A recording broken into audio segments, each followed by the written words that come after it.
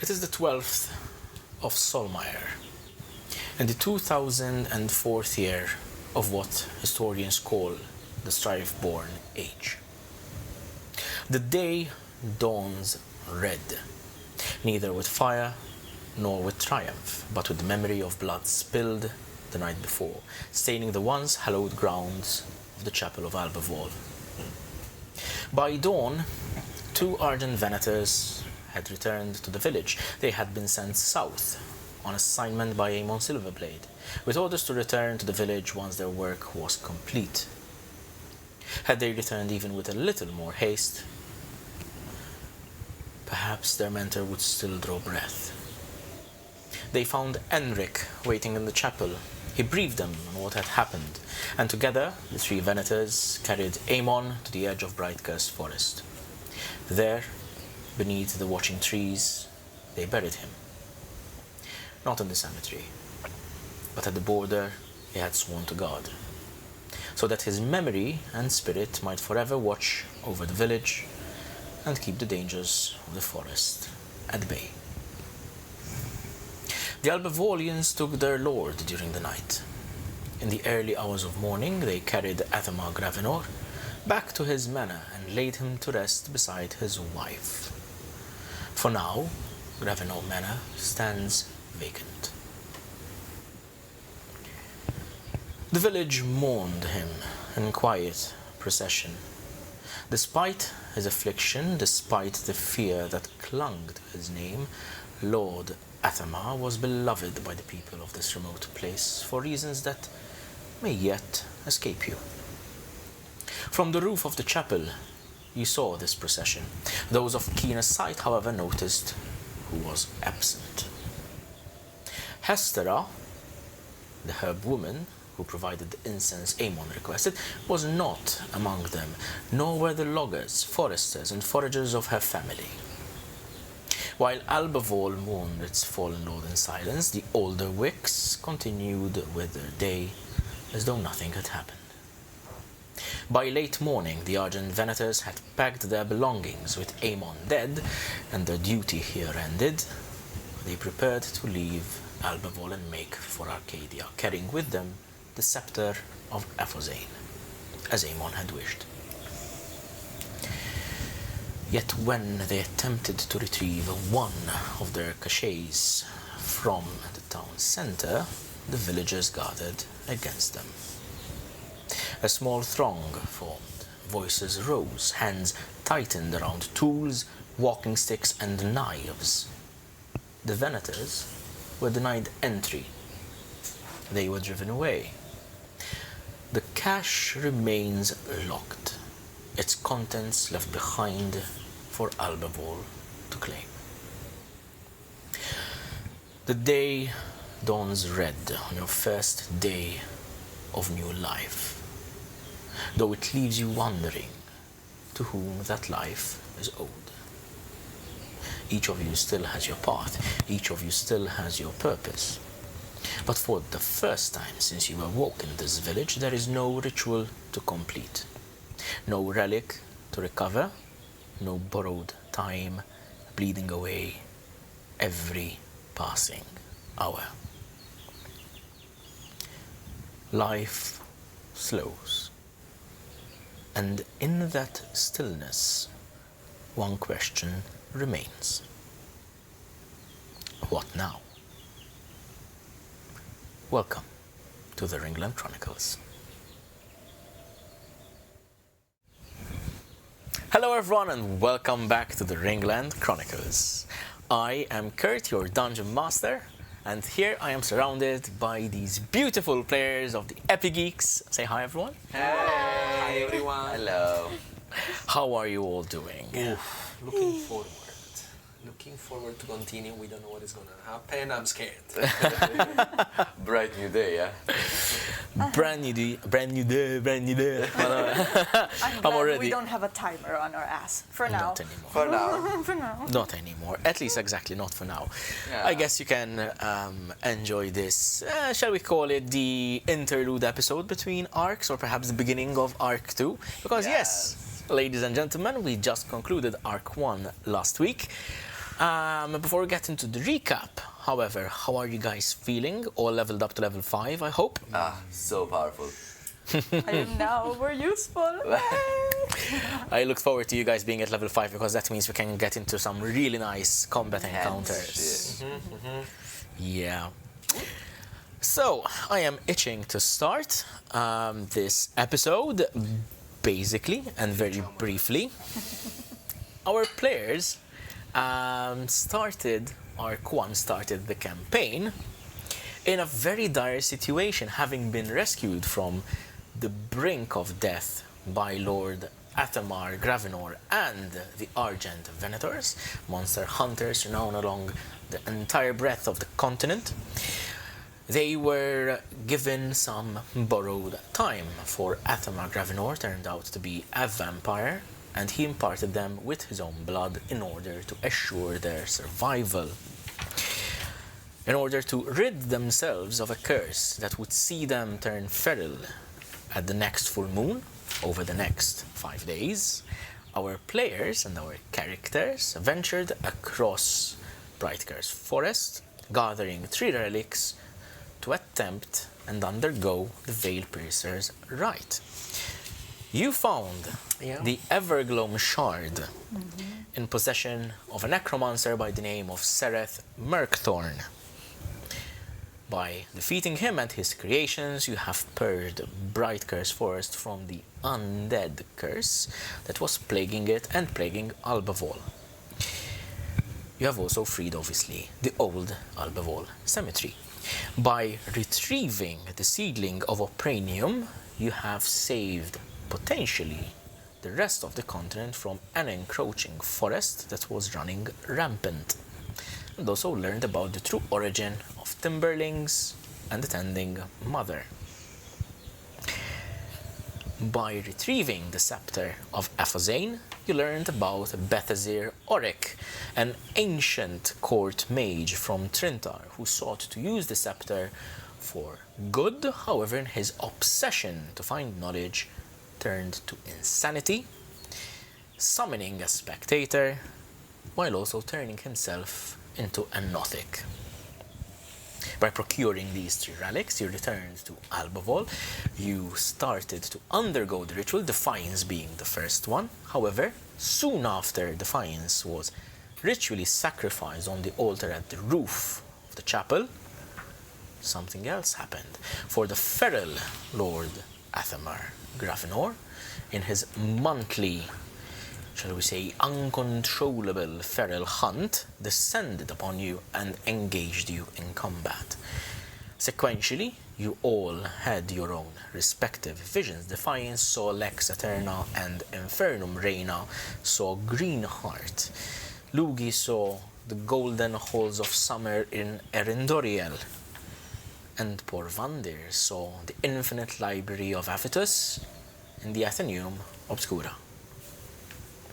Having returned to life, Aemon was sadly killed in the encounter with the feral vampire, but you quickly avenged him after defeating Gravenor, exchanging a few words with him and then executing him summarily.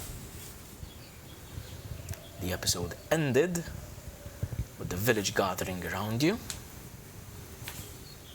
and now here we are on the next day.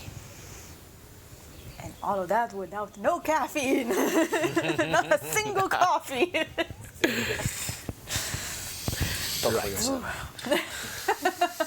Oh, yes, right. Let's get into it. Let's go.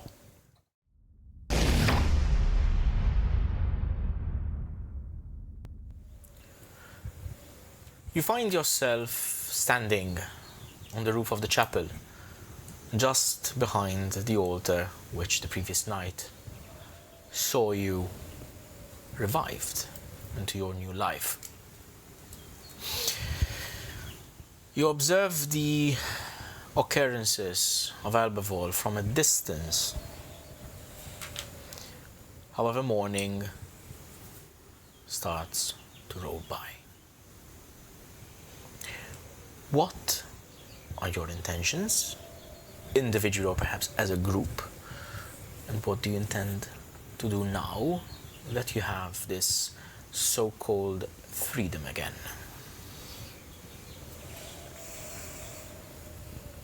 I would like to start by seeing how the village is now taking on this situation. Specifically, how they would treat me as part of the group who have annihilated their lord, for example. Okay. Annihilated. Annihilated. That's an interesting choice. Erased Words. from Yeah. existence. Perish. She did crit, so. Yep. But yes, mostly just see the actual vibe of the town now that the impending doom from our end is Okay. gone. So you would like to walk around town and explore, so Yes, to if speak, to have an possible, idea. yes, Of please. course, it's possible. Are we rested? Have we Yes, had you- any opportunity to rest? Yes. So we are awakened the morning after Yes. all this stuff happening and we are together. Yes, on the for all intents and purposes, the Albavaulians have left you alone in the sense that they took their lord and they have not returned. Okay. So Defiance would address everyone in the group. Well, folks, I believe it was an interesting night. Quite a long one. How is everybody feeling? I am exhausted, both mentally and physically. And I think I would like to have maybe 5 minutes of doing and thinking nothing. It has been a couple of weeks of just everything happening all together. And I just stare at the morning coming, like breaking, dawn, and looking at the colors. And since it's spring, I'm trying to understand like the irony of the fact that we kind of went through some sort of like renewed life just as spring. And I'm trying to understand if sometimes death is not necessarily an end, but also something like a new beginning, just like it happened to us. I'm having this kind of like renewed hope moment. I'm just very, very tired. I just need to catch a breath. This is not something that you have ever had the opportunity or the reason to ponder in the past, but now that you have gone through your experiences, you have a bit of an understanding of this certain cyclical nature of nature, essentially. As you look eastward, you will see the sun rising beyond Gravenor Manor. It is relatively early morning. I mean, the sun is up, but just above the horizon. Brighthurst Forest surrounds Albavaul, so you will see the sun rising above trees. And beyond Gravenor Manor, casting this kind of like longish shade on the half village that is kind of like remains in the shade of the manor. However, towards the southeast, which is south of the manor, okay, so something to your right, so to speak, as you're looking, you will see, if you roll a perception check. Are you still having trouble with your character sheet, or is everything For okay now, I'm using the web version, so Okay. for now it's gonna be a bit. It's okay, I can help you out if you need to check something. No, it should be fine. So perception. Yes, correct. Oh no. One. I am lost. I am blind. Maybe the sun is too blinding. She said she wanted to take a moment, not she was going to pay attention. Oh, you didn't want to think anything. Literally, you see one eye just drifted from the other. You watch the sunrise. Not the sunrise. You watch the sun rising above the horizon on this village, and while you ponder this, there is movement around the village, but nothing specific that you could identify as perhaps a commotion or perhaps something is going on over there. There's general motion and general activity as you would expect in a village. However, even with your, pardon my description, but abysmal roll, you can still see that everything is almost muted. There's a certain level of silence around, which was not the case when you arrived. Okay. Interesting. Anyone else? Yes, darling. I understand. Yesterday was quite an intense day for all of us. Yet I don't think we should just linger too much here. For sure, taking a moment. I don't think the Albavaulians are gonna be quite generous with us. They didn't seem happy yesterday. Well, But yes. I don't understand. I mean, okay, he did heal the villagers, but he was unnatural. Yes, that is what I intend to converse about. I'm quite peculiar on why the Lord is of such influence to these people. Do you think it's safe, though, to venture down there? Well, safe maybe is not the case, but I don't think they're going to be openly hostile towards us. Nonetheless, we cannot expect their benevolence, for sure. Conversing with them, definitely something we should do. Perhaps we should be a little careful, as I think we have spared all our chances yesterday night of their benevolence or even friendship. Possibly, yes. And Possibly. that is why I do not think that going alone is ideal. If anything, we should split or remain as a group. Ideally. Well, what is the purpose of your travels here north? Well, I was actually doing some research to find some specific components to, well, I would say get more knowledge about alchemy. It's something that I'm very fond of. I hear that there is something that might interest me in the mountains up north, the snowy ones. I hear that there is a mountain that tends to float in the air. That's quite a sight. So I think I would be drawn even more north moving forward. To be completely honest, I'm still trying to understand what happened to us that took us to the situation in the first place. Aren't you curious about the crash that we had? Indeed. We that still was- have no answers about it. With all the chaos, I nearly forgot about it, to be honest. With the Argent Venators gone, we're not gonna have any version of the facts unless we go and check ourselves. What about you, Reyna? I was also heading north to Waterfell. I, in all honesty, just looking to figure out what happened to my father. And there are some clues that will lead me, or I hope will lead me, to the full story in Waterfell. Huh. You're looking for family. More like what happened to him. Oh,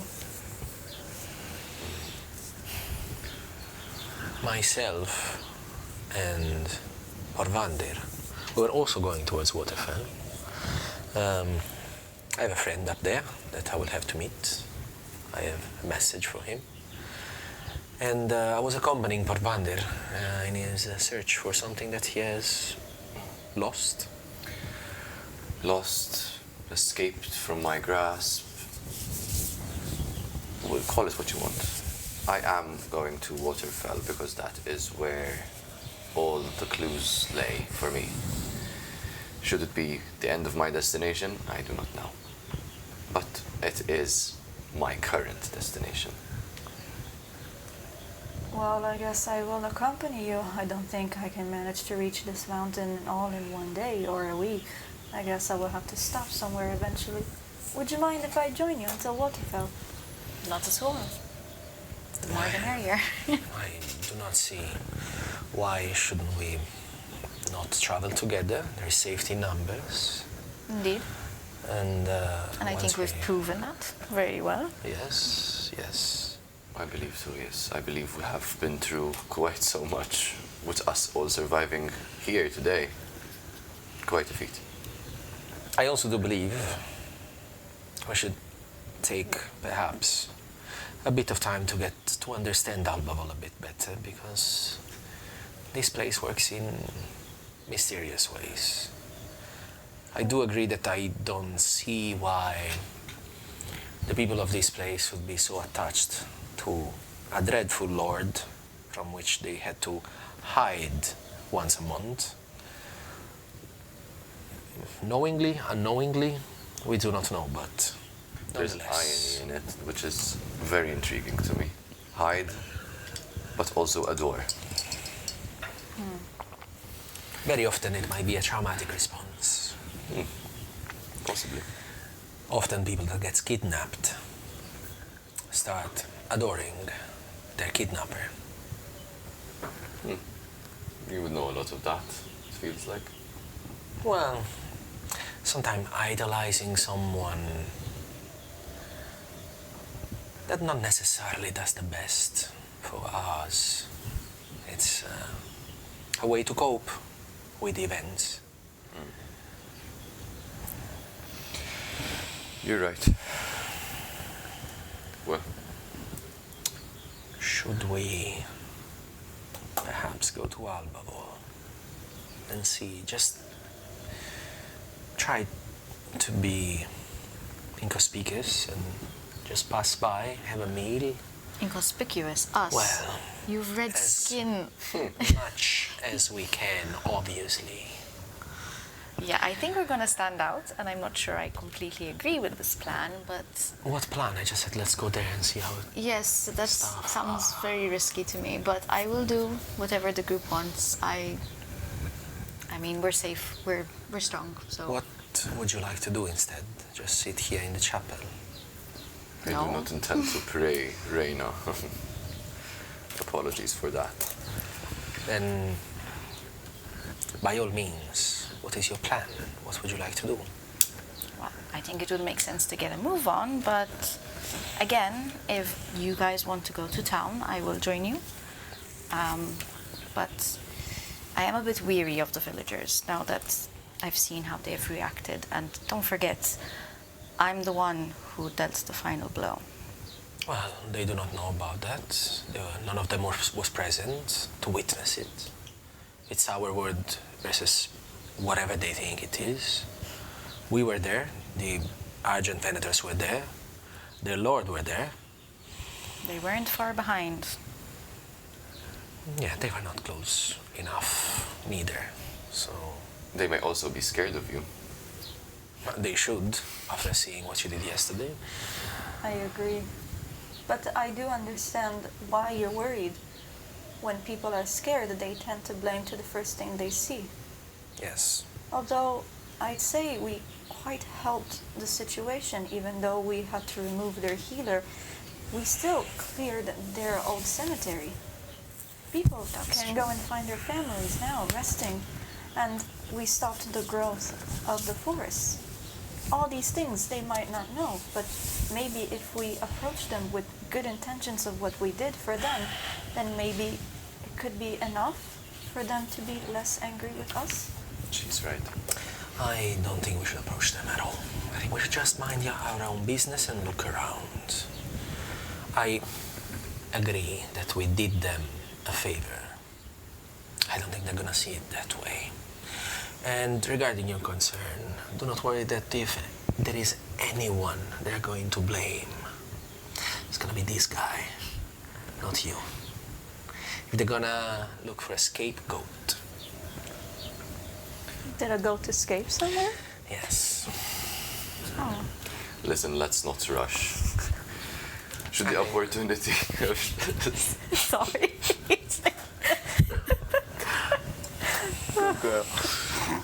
Should the opportunity come for us and we would be allowed to speak to them, then we'll see. We may not even have the opportunity to converse with the villagers. Even if they avoid us, we'll just be on our way. Okay then. I have a little bit of coin to spend. If there is a tavern, we can go have a meal, have a drink, listen around. I'm sure the event of yesterday night are gonna be the topic of discussion today. Ideally, it isn't. So perhaps we can just lay low to the best of our ability and listen what people has to say. And if they want to drive us out, well, we'll make our own merry way. I agree. For once, I agree. While we're there, we might as well find some form of transportation to Waterfell. Please, not another carriage. Please. Yeah, I've had enough of those, I think. I'm quite weary on transportation through carriage as well. Well, to be honest now, that Bright Curse seems to get better. Might still be an option, but let's see. I don't think we're gonna know unless we check. Yep. Just not another carriage. Please. Maybe we get our own. Do you want to drive it? If I have to. Okay, then. I'm happy with that. Maybe we can use Porgy's spider form. That would be He interesting. seems strong enough. Since when am I a slave? Oh, I didn't mean it. More like a beast of burden, I would say. Speak for yourself, imp. I'm joking, elf boy. Do not be so Listen, sensitive. I You do know my humor appreciate by a good now. joke. I do appreciate it. And if need be, I will transform into a spider again. For your amusement, Lugii. Ideally, though, we find someone that drives us. Correct? It would be easier. Sorry. No, not at all. You did enjoy the spider form. A bit. Should we make our way? I am mimicking like the feeling of like movement of the fuzz when I was caressing his butt. I was like, And I am looking at you. Yeah, she has a weird fascination for that spider. insects are very interesting. They're so small yet so resourceful. Sometimes you don't even see them. With that note, should we descend? Yes, perhaps. You exit the chapel, gathering your belongings with you. You make your way down this narrow, winding dirt path that snakes its way between the graves, the old trees, down beyond the chapel. A small way off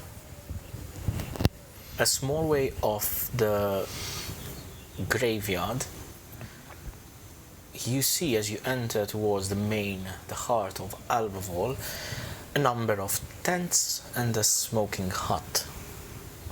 While it is not currently in use, you still see three figures standing outside in quiet and muted discussion. Two humans, one male, one female, and a male halfling. As you pass by, they cease the conversation and they frown at you, but they do not stop you. Do they look like Defiance. adventurers? Sorry, do they look like adventurers or? They look like people who would work there. Okay. Defiance will smile at them when they pass by. Kindly. As you smile at them, you notice the human male has a reaction to that smile. But he holds himself from being aggravated by it. Reyna As just you pushes pass. you forward. Keep walking.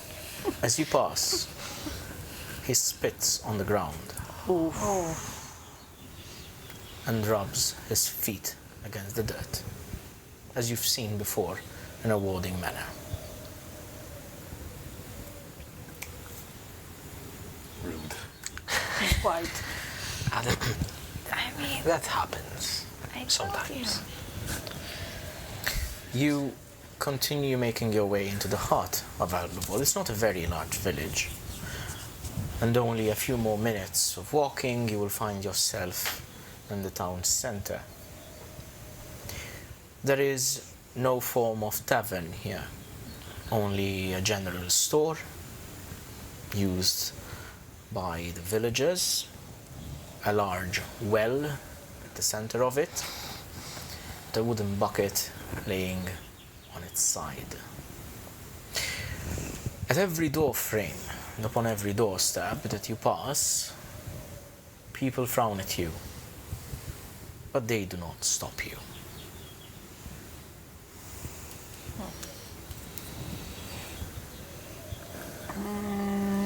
Question.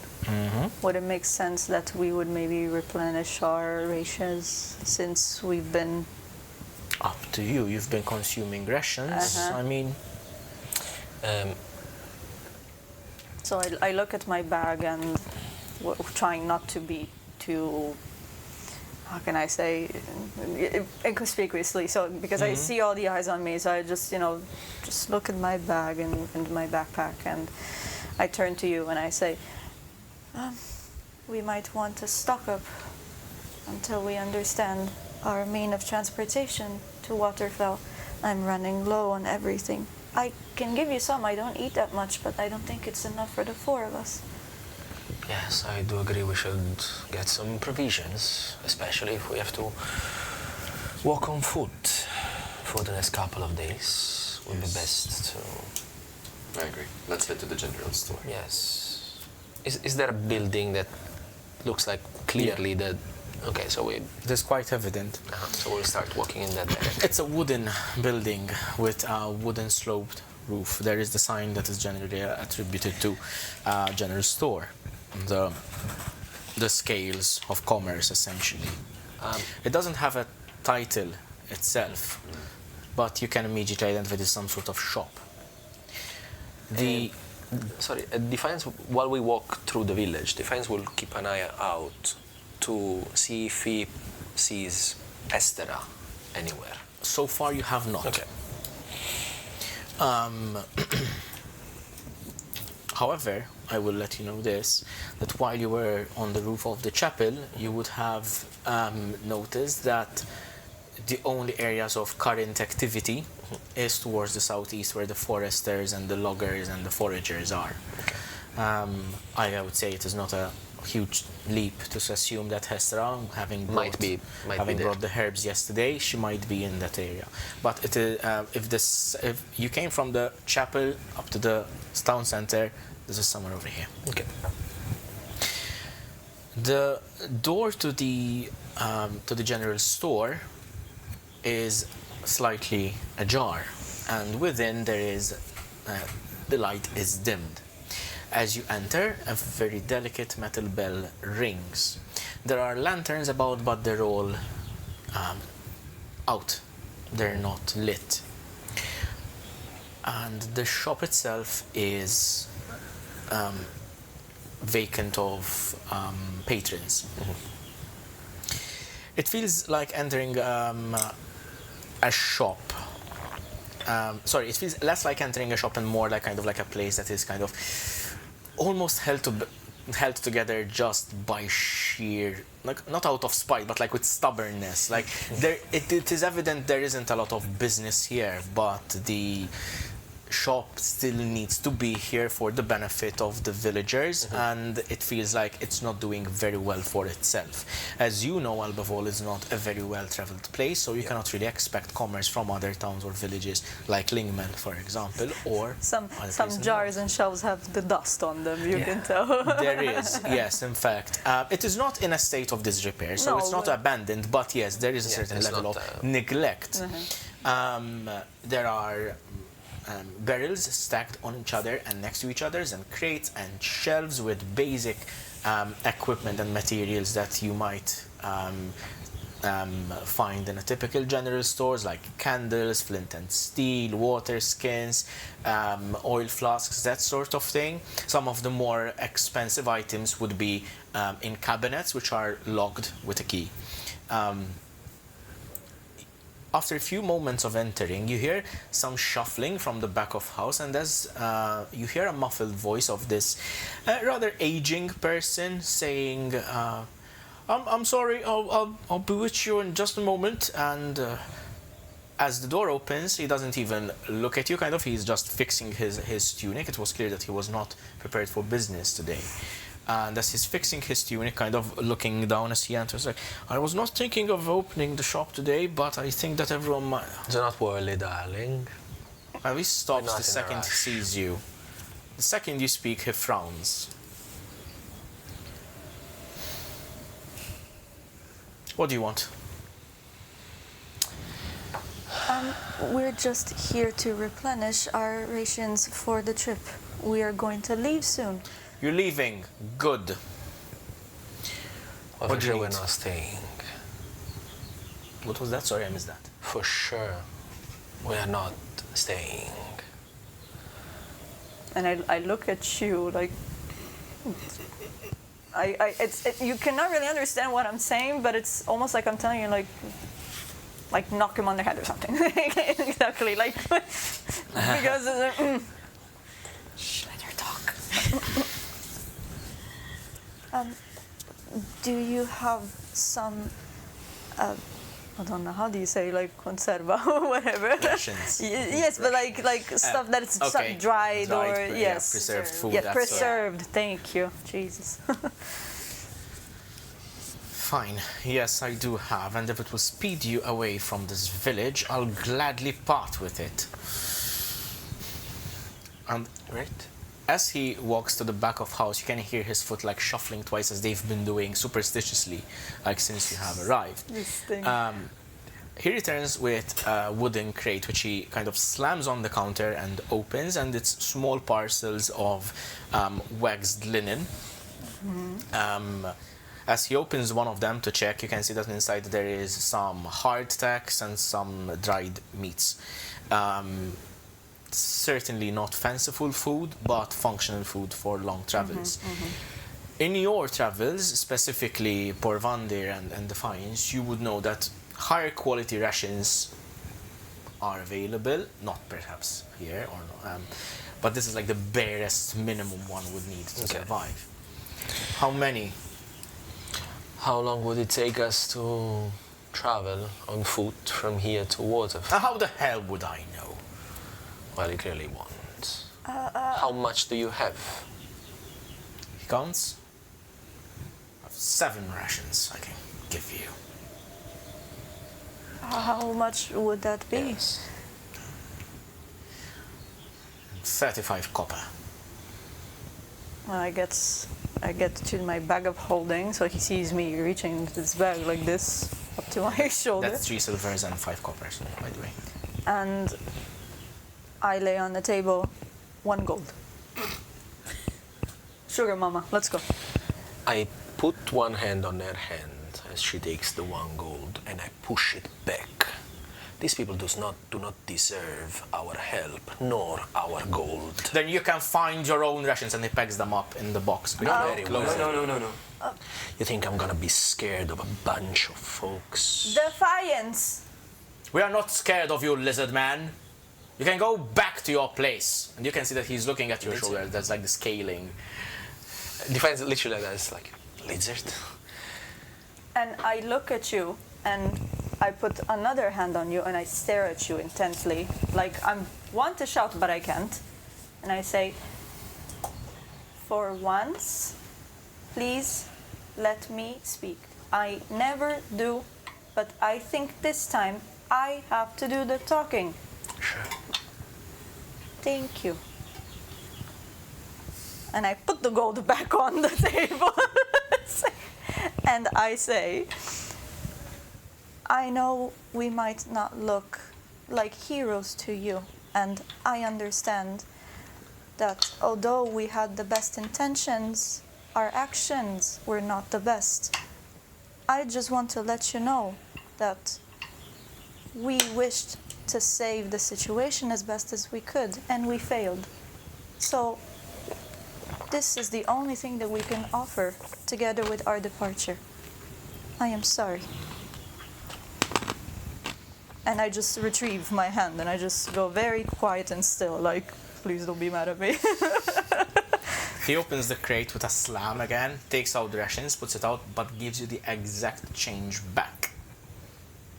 He's taking exactly what is owed. And I do this. We do not need charity from folks like you who associate themselves with those hunters. We are not hunters. We are travelers. They come and meddle in businesses that they do not understand. And so do travelers like you. At this point, I just go next to Lugii. Leave it. Let's go. Well, I look at you kind of disappointed and quite like, I am still like quite like apathic but kind of scared in my eyes, so I just slowly get the money. Now leave. Thank you. Come. Right. I take the stuff and then I just literally run outside. Like legit run outside. Yeah, I think we'll regroup outside. But You exit the shop, correct? And you notice that while there isn't a crowd waiting for you, there is markedly an increased presence of people all around. They have noticed you entering the shop and you have drawn attention. They're not engaging you, they're not obviously threatening you or anything, but the fact that 4 outsiders, following yesterday's events, went into the general store kind of drew their attention. I'm gonna like mumble to you guys and be like, but I don't understand.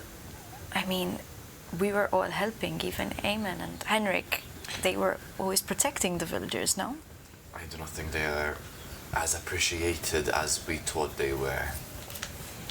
Also, I do not understand why are you so favorable to these goats. Listen, They do not understand what is going on. They are ignorant. They are forest folks. They do not know what is happening outside of the 4 walls that surround them. it is not our duty to educate. Exactly. But it's not our place to be scared of these people. We can be gentle with them if they are gentle back with us. If they are not, we do not need them. That is not how we all think. Defiance. Yes. Your actions affect us. I do not. So I would rather we discuss things before we spill them out loud. Do you believe that we deserve being treated in this way? Deserve, of course not. Then it's fine. Then we don't need these people. Then let's go. Yes, please, can we go? I don't like how they're looking at us. The longer we stay, the more eyes will follow us. Heads down and let's walk. Where are you going? Good question. I would like. Where? I would Defiance? like. Outside! Sorry, can you speak a little bit louder? I'm not hearing you, honestly. I would like to go and find Esther, Okay. the woman that we spoke to yesterday. So I'll tell the rest of the group. There seems to be quite a bit of movement in the, you said southwest? To area. southeast. Southeast. The same thing Area. I would have maybe seen. That's where the With general yes, activity yes. is, yes. I think I saw something, yes. She seemed to be quite favorable with the, Ah, yes. with Eamon. Perhaps we might want to have a word with her and understand why these people is behaving this way. Unless she agrees with them at this point. I mean, we can go talk to her, but she was in favor of maybe the ritual, but we don't know how she felt about the Lord of Albavaul. Well, I guess there is only one way to find out. Yes, we can go talk to her. Yes, if we find no help from Hestera, then we can assume our time here is over and we can exclude ourselves from this village, right? Yes. As you walk towards the southeastern part of the village, the road opens up into a large clearing, buildings behind you, and a small, almost like encampment in front of you. There are wooden huts. There is a central wooden farmhouse, but all around it, in various places, are different functions of this family. There are the foraging huts. To the left, there's the logging camp to the right, and you can see that over here activity is carried on without interference. You see a logger, a large, set man, broad-bagged, using a large felling axe to chop down large, long logs that have been removed, stripped of bark. And as he sees you approach, he stops for a minute and kind of, with the axe on his shoulders, he approaches you as you. Who are you? Oh, you're 4 travelers, aren't you? Yes. Mother said so. What brings you here to our neck of the village? We were actually on our way exiting the village, but we thought of speaking to your mother, Hester, first. Maybe. Of course, you'll find her, and I think she went to the foraging huts. He points you to the small huts beyond the farmhouse. Actually, that is very much appreciated. We will go to Hester. How are you fine folk coping? I do not understand. With what happened yesterday, I mean. Mother says it's a good thing. Oh. Mother said we should keep working. I do agree with your mother. We should continue working. Life goes on, yes? Can I ask you something? Ever since we set foot back here and the ritual started, the villagers keep doing this weird stepping with their foot. Does it mean something? This, and he kind of demonstrates it. It's a superstition, trying to ward off evil spirits or the evil eye. You know how it is with some folk. They believe everything they hear. But we're not evil spirits. That's what we know, but do they? Defiance smiles at all of you. Hello. Hi. Yeah. Well, I've got work to do. I trust you can see yourself to the hut. Thank you very much. And goes back and continues working on his own. Good boy, good boy. On our way, and I told the group that was the most accommodating we felt since we came to the village today. That's how normal people interact with the world around themselves. Not these crazy people in the town. Yes, I tend to agree.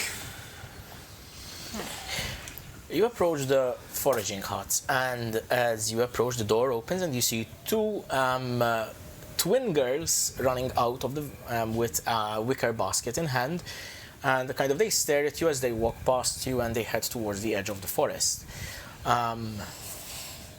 After them exits Hestera, seeing them off, and then she spots you. I thought you might make your way here today.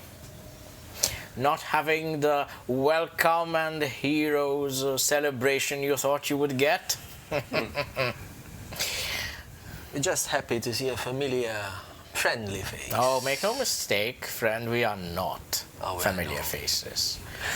You're right. So you knew you would not be welcomed back into the village? Yes, of course. Most of the villagers were very happy with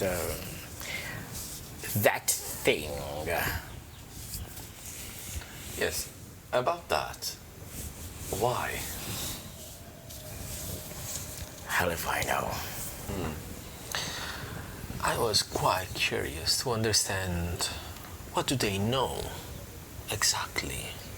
What do you know exactly about I know the that Lord of creature was dangerous. Once a month we'd have to ward our houses and homes to ward him away. Such beings should not be caring for villagers. They should be put to blade. But unfortunately, his legacy will continue unless we will take out the rot root and stem, as we say. Speaking of, since you are here, would you do me a favor? Well, Depending on the it favor. depends. I do believe we owe her. She did supply us with the herbs needed for the ritual. Oh, was yes. that's The it. elf Never is agree right. without She the did terms. not supply Elf. us, she supplied the Eamon Silverblade. Oh, you're mistaken. Actually, those components are quite rare to find, and very good job on foraging those. I was quite impressed. You can see she doesn't smile. She's very kind of almost like pragmatic about it. Like she's got this very neutral face, and someone else who knows what things are. And yes, I did help you. I did not have to supply the incense for your ritual. Might as well have remained on that cold stone slab for all I care. Had it not been for Amon's insistence. I told him, and I told him before, that Hunter, that Gravenor should have been dealt with, but wisdom of the old ones is always ignored. Regardless, I would like to ask you a favor. Gravenor Manor is vacant now, and I hope that it shall remain vacant in the foreseeable future. I just need you to return, or rather retrieve, Gravenor's signet ring. And may I ask the significance of such ring? I am worried that if these villagers come across it, they will, shall we say, elect someone else in his stead. I, for one, care not for rulers of Albavaul. Small villages do not need a form of government.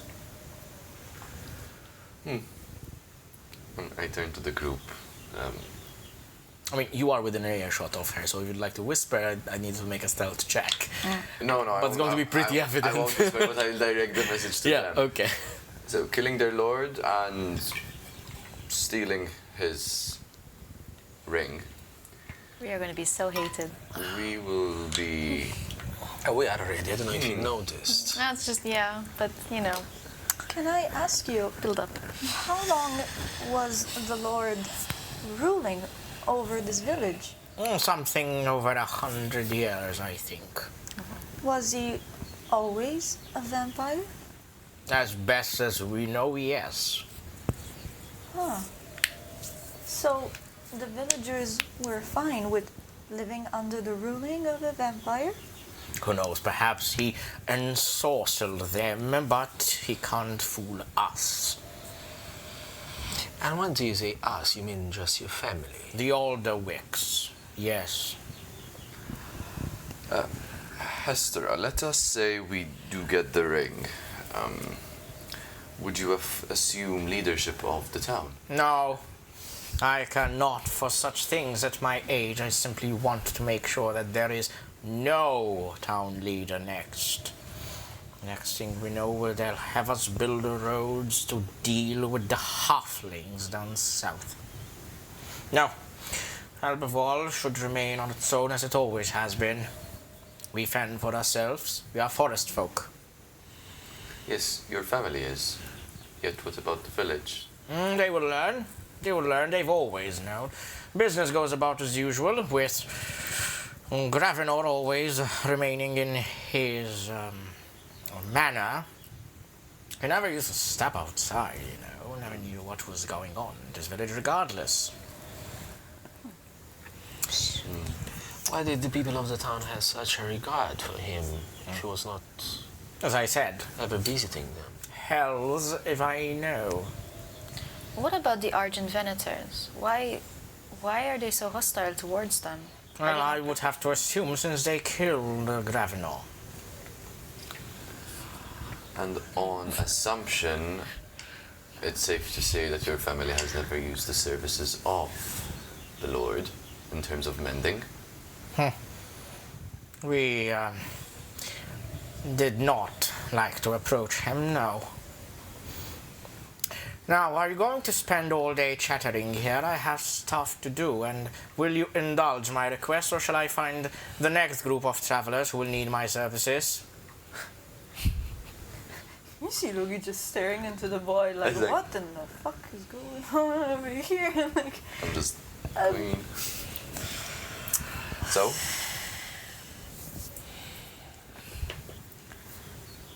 So, hold up, because would it make sense that in my mumbling to my, like, in my mind, would I know that maybe, since they're forest folk and maybe they go outside of the borders of the rest of the village, they would know if there's, like, some form of, I don't know, traveling method or horses, something that she could provide to us? You could ask. Can make that assumption? You could ask.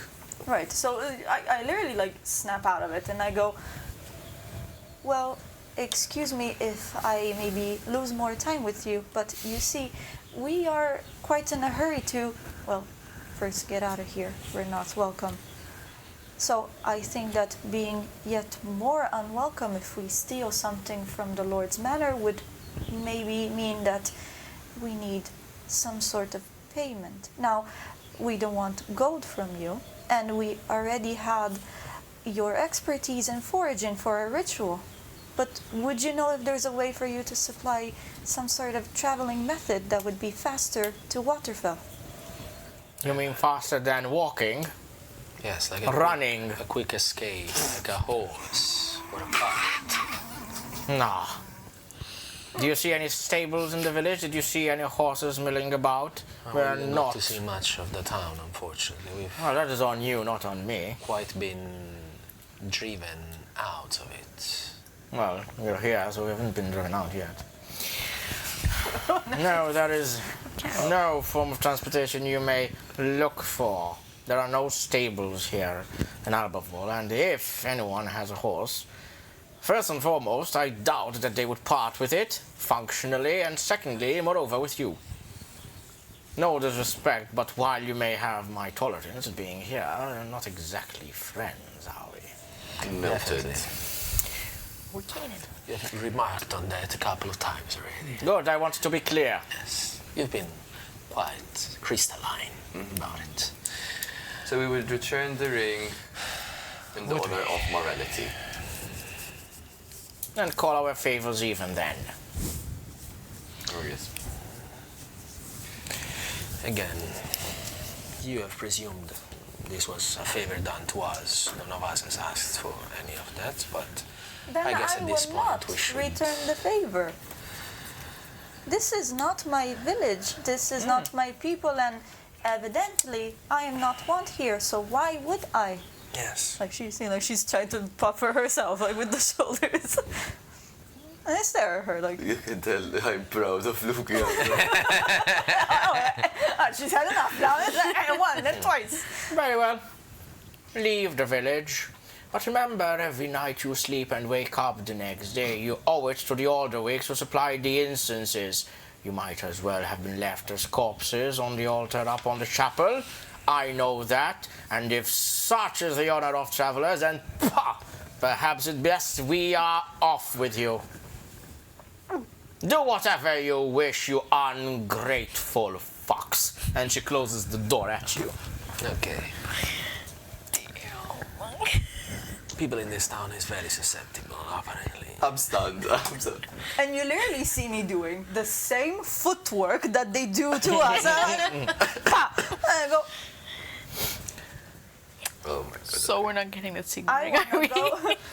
And I look at you and I go, I would want to like- leave. I would like to get the signet ring for ourselves now. Just in spite of this fucking town. I'm just flashing. Yes. If you have the ring, does that mean you could be elected? Hold up. Wait a second.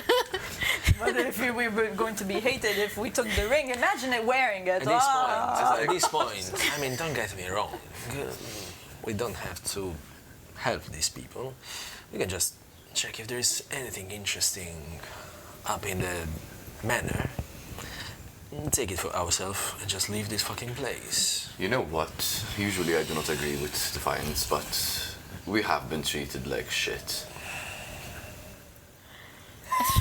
I look at her. She goes like, "Are we doing this?" And I go, I mean, so I can see the moment where this is Reyna character wants to do the right thing, and you as a player be like, "Fuck these people, I want to fuck with them." I mean, technically, the ring doesn't belong to anyone right now. Right. So in order to Not restore stealing. the chaos, They right. just found it. Oops. Oh. Well, what I mean is, we do not own anything to these people. We did not ask for their help. We did not ask for the Lord to give us his blood. I agree. They have done it on their own volition. We do not owe them anything, but nonetheless, if we go up there and we find something that interests us, perhaps we could do a good gesture toward this woman and give them the ring. We don't know what she will do with it. Well, that is also true. I mean, for as much as we know, she might be just a witch of the forest or something. We don't know anything about her. But So you technically what I am saying is, these people already despise us. That's true. And the worst case scenario, we'll have to make a very hasty exit to this place. And if we find something interesting, then we can retrieve it and give it to poor Esther. Listen, let's go in and let's go out. Preferably without anyone seeing us, because then we'd be chased with pitchforks. Also, I do not understand why you people are afraid of these ignorant folks with pitchforks. Yesterday night, you have decapitated a vampire. Why no, would you be I'm not afraid of their Can strength. we have one easy day? Yeah, Thank you. that would be lovely. You took the words out of my brain. I just wanted to go north to my destination. Why did I end it here? You've not been on the road much, have you? No. There's not many easy days out here, Borvandir. I thought you had learned that. Yes, unfortunately, we have found that to be evident. Well, why not instigate bad days? Well, I mean, at that point, I'm just gonna be fucking around and finding out. Oh, yes. You know, if we don't go, he's not going to shut up about it. Trouble seems to At this be point, that's my motivation. You realize that from here you could make your way up to Gravenor Manor by crossing the stream. It's a very shallow stream which you could cross and hugging the border of the forest as you travel north towards the manor. The manor is set aside from the rest of the village up on a short hill, so there wouldn't be any buildings in the vicinity other than the manor itself. So you could potentially make your way up there. However, just for the sake of it, I'd like all of you to roll a stealth check. Disadvantage. On you, yes. I mean, I have invisibility that I can cast if anything is Okay, so interested. disadvantage. I just need to know. Come on, 19 and 4. That's the disadvantage, yeah? Damn! 4 plus. That one. Um, Stealthy. 15, but 17 total. 17. 15 plus 4, 19. 19.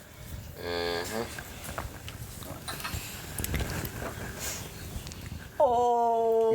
I failed that. How much? What's a critical fail? What's the total? 1.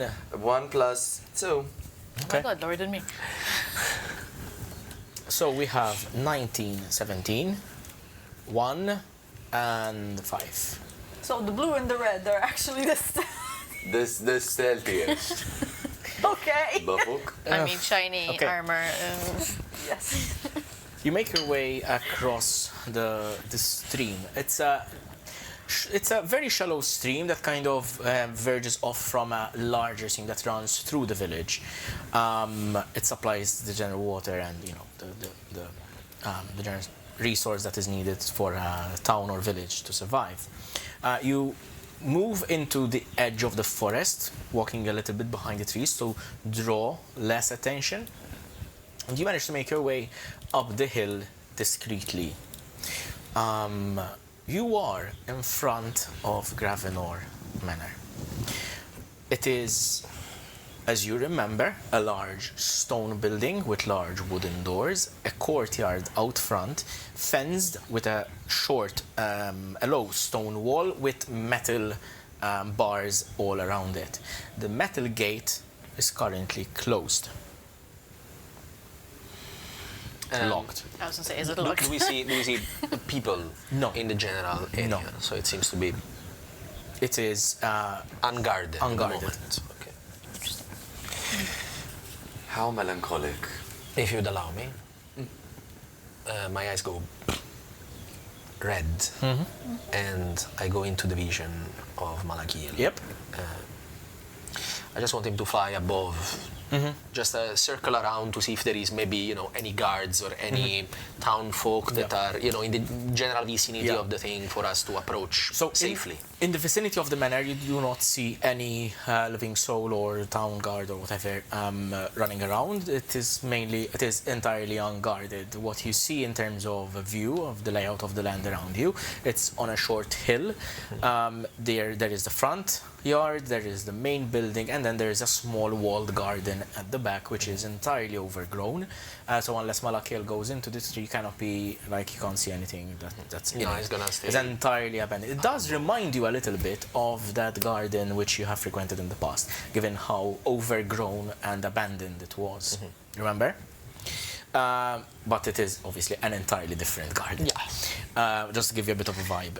The building itself, the roof is slanted, and most of the slats have fallen off over years of this repair. Despite Gravenor having made this his abode or lair or whatever you want to call it, it was mostly left unmaintained. Okay? Just not even the room where you awoke was properly furnished. Okay? Right.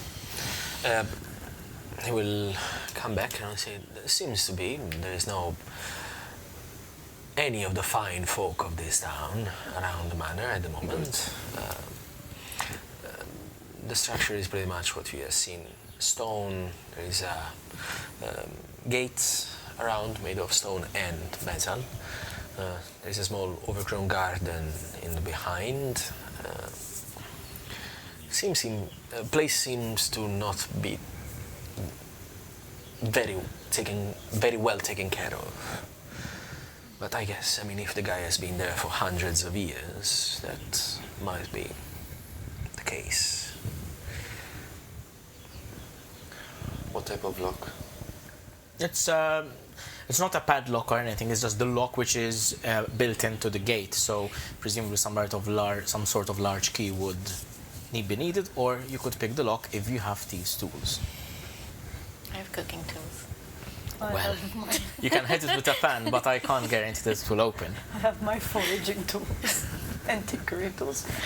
You could create, yes, you can create. I can tinker. Yeah, with your tinkering tools, you can create any toolkit. So can I look at the lock and Yeah. Let me just confirm in the meantime while you're trying to figure it out. You're not proficient. None of us is proficient. we need the tools first. Then we can try and roll how many times we want. Would a hit with a sword To be break it? honest, I have an alternative to get in. Let's see if I can make our lives easier. Throw If not, Lugii. yeet. Let's see. What are you gonna do? Can I? Because I think I can do I think this. you can make a set of tools. Yeah, you can make a set of tools as an artificer. How strong does this door seem to be if everything's left? It's quite solid wrought iron. I mean, it's seen its fair share of abuse and elements over the years, so presumably a very strong force might even break it off its hinges, but obviously it would require an enormous amount of strength. might be very loud. That too. You mean breaking it? Yes. I mean, Do we want to attract attention? No, I can't. so this is the thing. You can't? I'm looking at the list. Nope. But using the Tinker's magic, Emma. Yes. Because those are for But not regular Tinker's items. magic, there was something else Yes. that you had How an strong is ability. magic? So I'm looking at I can make like a grappling hook. Can you lift? hunting Yeah, but trap, those are whatever. the tools of the trade. Technically. Sorry, No. the Tinker's magic. Yes. You mean just in general? There was an ability, I believe, that you are able to. I think so. To create. I had to create any set. Oh, let me find it. Actually. You want me to check as well? I'm checking Tools of the here. trade. Tools This of is the trade. If he's strong enough, he can lift Smith us. 2, Cobbler. Hold on. Because I'm not used to this version of the thing. Burrows, calligrapher, carpenter, cobbler, cook, glassblower. No. Can I climb the gate? You can certainly try. Can I try that? Mala, roll an athletics. No, yeah. You're good. What roll about an the rest of athletics us? check. No, I can't. We'll find it though. Okay, come on. I mean tools of the trade. I think so. I checked. I need to confirm. What was the roll? Don't tell me. No, What's the total? no, we have to count. What's the total? 1 plus 7. Hold on. Sorry. So an 8 because I got a 8. critical one. I will say that you manage to climb it. However, you do hit yourself on the spikes at the top of the gate as you manage to jump down. You do take 3 points of piercing damage. Okay. But you do make it. You draw a little bit of blood, but you manage to jump off the other side. Clearly I'm out of shape right now. So as I'm inspecting the keyhole, I just like boom. It Like, takes too long. it's like, Question. Yeah. Can my spider form carry people? I don't think it's big enough. So you are a medium creature. You could theoretically carry one person, as in by grabbing them and Alright. carrying them. Sure, I suppose. Depending on their weight, however, like there's always like a limit to like carrying people. I Question: suppose. there's bars. At this point, you're not Can grabbing. we see? You're Can not, we you're see not- through the gate? Yeah, Is yeah, it of a course, gate? just bars. Okay, I'm gonna tell them. Look, I have a little trick that can take me on the other side of this. Do we want to go on the other side? I mean, she's already on the other side. Do we all want to go on the other side? There's bars. How big between the bars? About this big, I would say, maybe like 4 or 5 inches. I'm gonna cast Misty Step. Yeah, you And I'm can. You gonna- certainly can, Mr. Boom, Step. and I'm gonna appear on the other side. Yeah, Defiance And just appears on the other this is side. the first time that you see Defiance casting Misty Step. So I would say, just for fun, can I have like flames come around Yes, me, like, absolutely. and then disappear? This Flames. this is the thing. Like, you envelop yourself in almost like this smoke and flame kind of like wisp. Yeah, just a very wick, like, But on the ground, there is like almost like a runic circle, which you kind of descend in it and kind of pop up in another place. But the runes kind of like dissipate after, turn to ash. Drama. No, I am going to Yeah. cast reduce on myself. oh, you have. Makes sense. Shush. You can. You know what you could have done? Maybe cast it on the On the gate. gate. And shrink the gate. No, unfortunately, I'm gonna cast it on myself. Okay. So I become small. How small? You go down by one size, I believe. So like, You go from medium to small. You got like a Half child thing size. size? Yeah, I mean, You can do that. I think it's still not quite that. You're still a little bit too big for it, but if you want, I'll let you squeeze through it, suffering bludgeoning damage, fine. Or if you'd like to. it becomes small enough that I can carry you now. I can't go smaller than that. That's the thing. Can I? Because I believe It goes from medium to small. exactly just Small one size you go but down. Small that's is like a halfling. Yeah, but Small he as a can halfling, carry halfling. it. But Now still, I you can can carry you. you can go through. Yes. 5, yeah. And so I try to go. I think I will become smaller. Then I look at you, I just feel it. Okay. and you see me like this little child Lugii, like. Okay. Okay. Just give me a second. Good lord. You do look rather tiny, but I don't think having it's a small blast enough. behind the gate. You can't create Tinker's tools. You can't create Thieves' tools using the Tinker's tools, but you can use them as your spellcasting focus if you have proficiency in them. That's what it was. Because I remember there was like something for. But I don't have proficiency. Yeah, in that, it's fine. I think was the previous version. I think it was the previous version. Instead of doing all those items that she can do, could do just a set of random tools. Yeah. I love how we're doing all these complicated stuff, and then the gate is like, Like everything but the gate. So I look at Lugii, Yeah. and I give her saying, you know, I could turn into a rat and just... It's okay. And I Anyway, look at you like, so I do expend one of my wild shapes. Okay. I didn't know that, to be honest. It's not like you told me. So I was like... And I start crawling, and I become... A spider. Yes. It's a medium-sized spider, so it's quite large. Okay, Yes. but you can still obviously Exactly, climb. I'm going to climb. And with no issues. In your case, you don't have to do any checks because you have climbing speed. Excellent. But I am going to grab Lugii with me. Sure. She is She's small. reduced. Like She she is can actually ride you. Yeah. You are now riding for her. Yeah, have fun with it. Sure. You find yourself in the front yard of Gravenor Manor. I just say you didn't want to be the carriage, but you still lifted her. That's so nice. I'm still on it. I mean, that was much cuter than carrying an entire cart. And I to be need to see her honest. smile. A lot funnier also. To watch. We need someone to draw this scene. Come on. Draw the scene. Lugii on the spider. I have someone in mind. Someone in mind. and I am in talks, but we'll discuss. Right. So you are in the front yard, and in this front yard there is a small gravel path which leads up to the manor itself, to the wooden doors that are closed, and there are like stone benches on the side. There's like a small stone fountain which obviously has been dried out for decades, if not a century or so, and there is a small path circling the outside of the manor, going presumably behind it.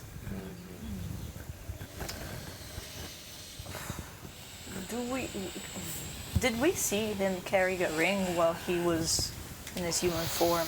Oh God, don't tell me that. That's what I'm thinking now, because he was buried between together with his wife. So we have to disagree that too. I don't know. Well, I mean, we could. Shit. Now you think We could check the building first to see if it's somewhere there, and then eventually desecrate the tomb if we really don't find it. But that's what I'm saying. Like, did we see the ring on him? Like, we never noticed. Roll a history check to see if you recall. Because we saw him while he was operating on us. We saw him while we talked to him. Are We you saw it asking again. that? Are you asking that out loud? No.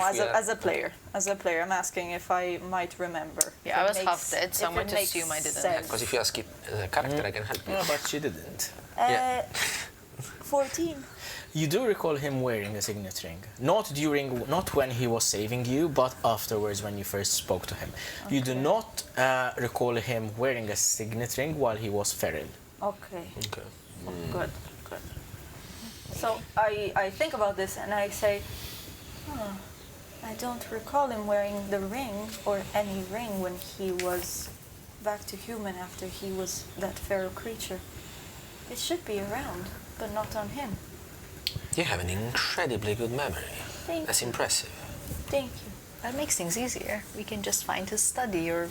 Oh yes, finding a ring in this. How big is the man? How many mean- rooms? It's quite large. The basement itself should give you a bit of an idea of how large it is. The basement was Yes. quite large. There, from what you have seen, there is the basement, the entrance, the foyer, and there is at least the ground floor and the first floor. Okay. But you haven't explored any of the rooms before, Of so you don't course. know how many rooms or what they are, etc., etc. It depends on how much time we have to waste. My opinion would be to go directly to his study, wherever that may be. Ideally, the place where we chatted. Or his bedroom, perhaps. I mean, I think we should start from there, and then if we don't find it there, we explore other areas. Should we split up? No, that is a terrible idea. And I'm so Not high. want to explore, because we do not know who else lives in this place. We don't know if there were other creatures like him, as far Are you still a spider? as we know. Oh yes, I'm still a spell. Inside. And I'm on you, and I say, I don't want to go down. Can you just... When you say split up. Actually, are we just past the gate, or we are close to the manor I would now? say halfway between the gate and the front door, if you'd like. Should we approach the front door and see if it's open? Because otherwise you could climb and try to find another entrance from another side. Once you are already a big fucking spider.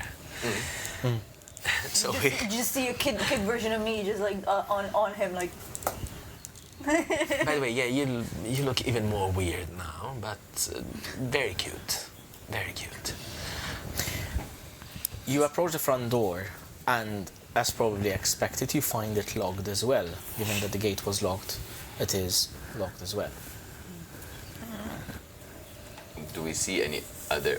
how well maintained is the facade? So the facade is, well, I mean, it is not well kept. So there are vines going down, there are trellises. You may be able to climb if that is what you're asking. But on the front, on the facade, there are no windows on the ground floor, but there are 2 windows on the first floor, if you'd like. Would I fit as a spider? Yes, as a medium-sized creature, you Okay. would fit through the window. Okay. I can only take one person up with me. Well, one person If at a you- time. If you are grabbing them, yeah. Malakiel saw there were some opening in the roof, right? Just a It was few missing- slats that that was missing. missing. Some, A tiny creature could presumably like slither in, but not large enough for a medium or for a small or larger creature to fit in. Because imagine like there is like a wooden, one of the panels is off, kind of. You know, so- they're not so like large. one only of the, not like a series of. A series of them, but like scattered around the Okay, roof. okay. And the window was on the first floor? Yes. So ground floor, first floor. Okay. I'll go up to the first floor, Yes. and I'll come directly downstairs to unlock the door. I think that sounds like an incredibly smart plan. And I give him Bardic Inspiration. Okay. Okay. So, are you going in? Yes, I do leave Lugii on the floor. You do get puts me that. down. You do get that. Defiance sounded a little bit too surprised when he said that, Yes. In fact, I was like... but he As a still gives you spider, I Bardic was like- Inspiration. Okay. So I'm going up without Lugii. And I just look at you, like you can see she's a bit sad, just a bit, and she's like looking up. Oh, actually, if I can, I would like to have Malakiel still invisible, just attached to him Sure. like okay. this, as a bat, Okay. so that I can look Yeah. if he's in have a trouble hair or on my something. back. You know. right. Malakiel is gonna join you, so I can keep an eye on you while you are alone. You climb the facade and you find the window unlocked. It's closed, but it is unlocked. These windows do not typically have locks on them. They're on one floor up. There's very little reason to suspect people would go in, much less fucking massive spiders. Huge spiders. You see Forvander's spider form enter the building, and you are watching with Malakia. Yes, I will be holding myself to somebody and Yeah. describing them Yeah. what. Let's Malakiel talk can about you. see. You enter a moderately sized chamber. It seems to be some sort of bedroom, but it has been decades since it was last maintained. The straw bed has rotted, has been kind of not deflated, but you know it's practically in poor condition. The cabinet in the corner lies open and entirely bare. Cobwebs on the ceiling, dust covering everywhere. There is also a dresser and a wooden desk in the corner. Everything covered in dust. The carpet on the floor is thick with dust, and even in your very light with a TH, lithe spider form, as you crawl on it, you still have puffs of dust which kind of almost even adhere to you as you kind of walk. you are in this chamber. There is a door which leads outward, away from this, Okay. and to the interior of the building. Okay, so I don't want to be alone. So I go out the door, and because I'm in my spider form, I crawl literally with Upside the building upside down all the way. So when you exit, you will find yourself in a hallway. Okay? The hallway is relatively narrow. It's wide enough for a creature your size to pass, but not wide enough for two. And as you travel down this hallway, eventually you come to the foyer, where the upper Where we level of spoke the with foyer, him the first time. where he emerged the first time. You pass several doors, and as you emerge on this side, there's also more doors on the other side of the building, on the other side of the upper level, upper hallway. Right? There's the large sweeping staircase going down, and sconces on the wall, which are all off. There is no light here, as in no artificial light. Natural light, obviously, throughout the day still filters into the dusty and grimy windows on the upper levels of the foyer. So the foyer is not 1 story high, it is 2 stories high, part of it at least. Okay, so there is the height of it, and in this height there are the windows that let in some light. You manage to enter through one of the chambers rather than through one of these. The door, the large wooden door, is there. You can hear your comrades on the other side. However, there is no key that unlocks it here. Okay. So can I try maneuvering with the door to see how difficult it would be to barge open? You try to shake the door, and from your point of view, you just see the door kind of like moving slightly. I will tell them like Moving slightly. It is quite locked. However, you also notice that the lock itself is in very poor shape. This time, it's different. It's more of a bolt with a padlock on it. Okay. So with a hole for a padlock, but the bolt has just been run across. Okay. As kind of like- Defiance was looking at you, what you were doing, he tells you, are you sure the key is not in the room that you entered from? I will have to check. I mean, depends. How, and he says without seeing them, how much noise do we want to make?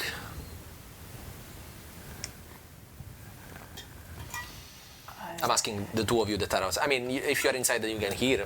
Yeah, you can hear across the door. Okay. I would suggest as least as possible. I don't want to have to deal with those villagers again. Yeah, I kind of agree. They're quite far away right now. They are. But I would prefer making as little noise as we can. So maybe you and Malakiel can go check the drawers, and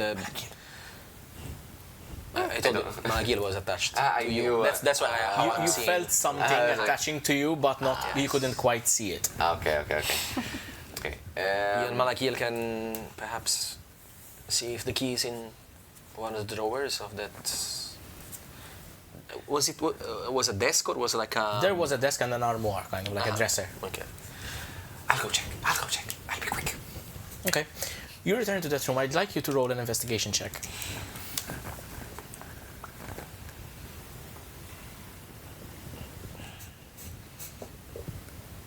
Okay. 19. Good. The room is Exploding. almost entirely empty and devoid of possessions. You realize that by rifling through the dresser and checking the desk, this is not the main bedroom. This must be some sort of guest chambers that would be granted to a visitor. As such, it is quite devoid of possessions. However, it does dawn on you that if someone has locked this, presumably the villagers, the key might not even be in the manor. However, as I said, the lock does not look entirely too strong. Okay. In that case, finding nothing, you know that I found nothing. I mean, I don't know whether you want to take the time to explore the other chambers No. on your own, but No, I've had enough. Okay, so we're hitting it down. I'm gonna go back down. I'm gonna go back down. Eat it. And I'm gonna gnaw at it like. okay, roll an attack. Oh, I will say this. Wait. Okay, so the AC is 5. However, if you hit, it's a crit okay. because of it's a mobile item. Yeah. Okay, I get it. It's an 18. Jesus.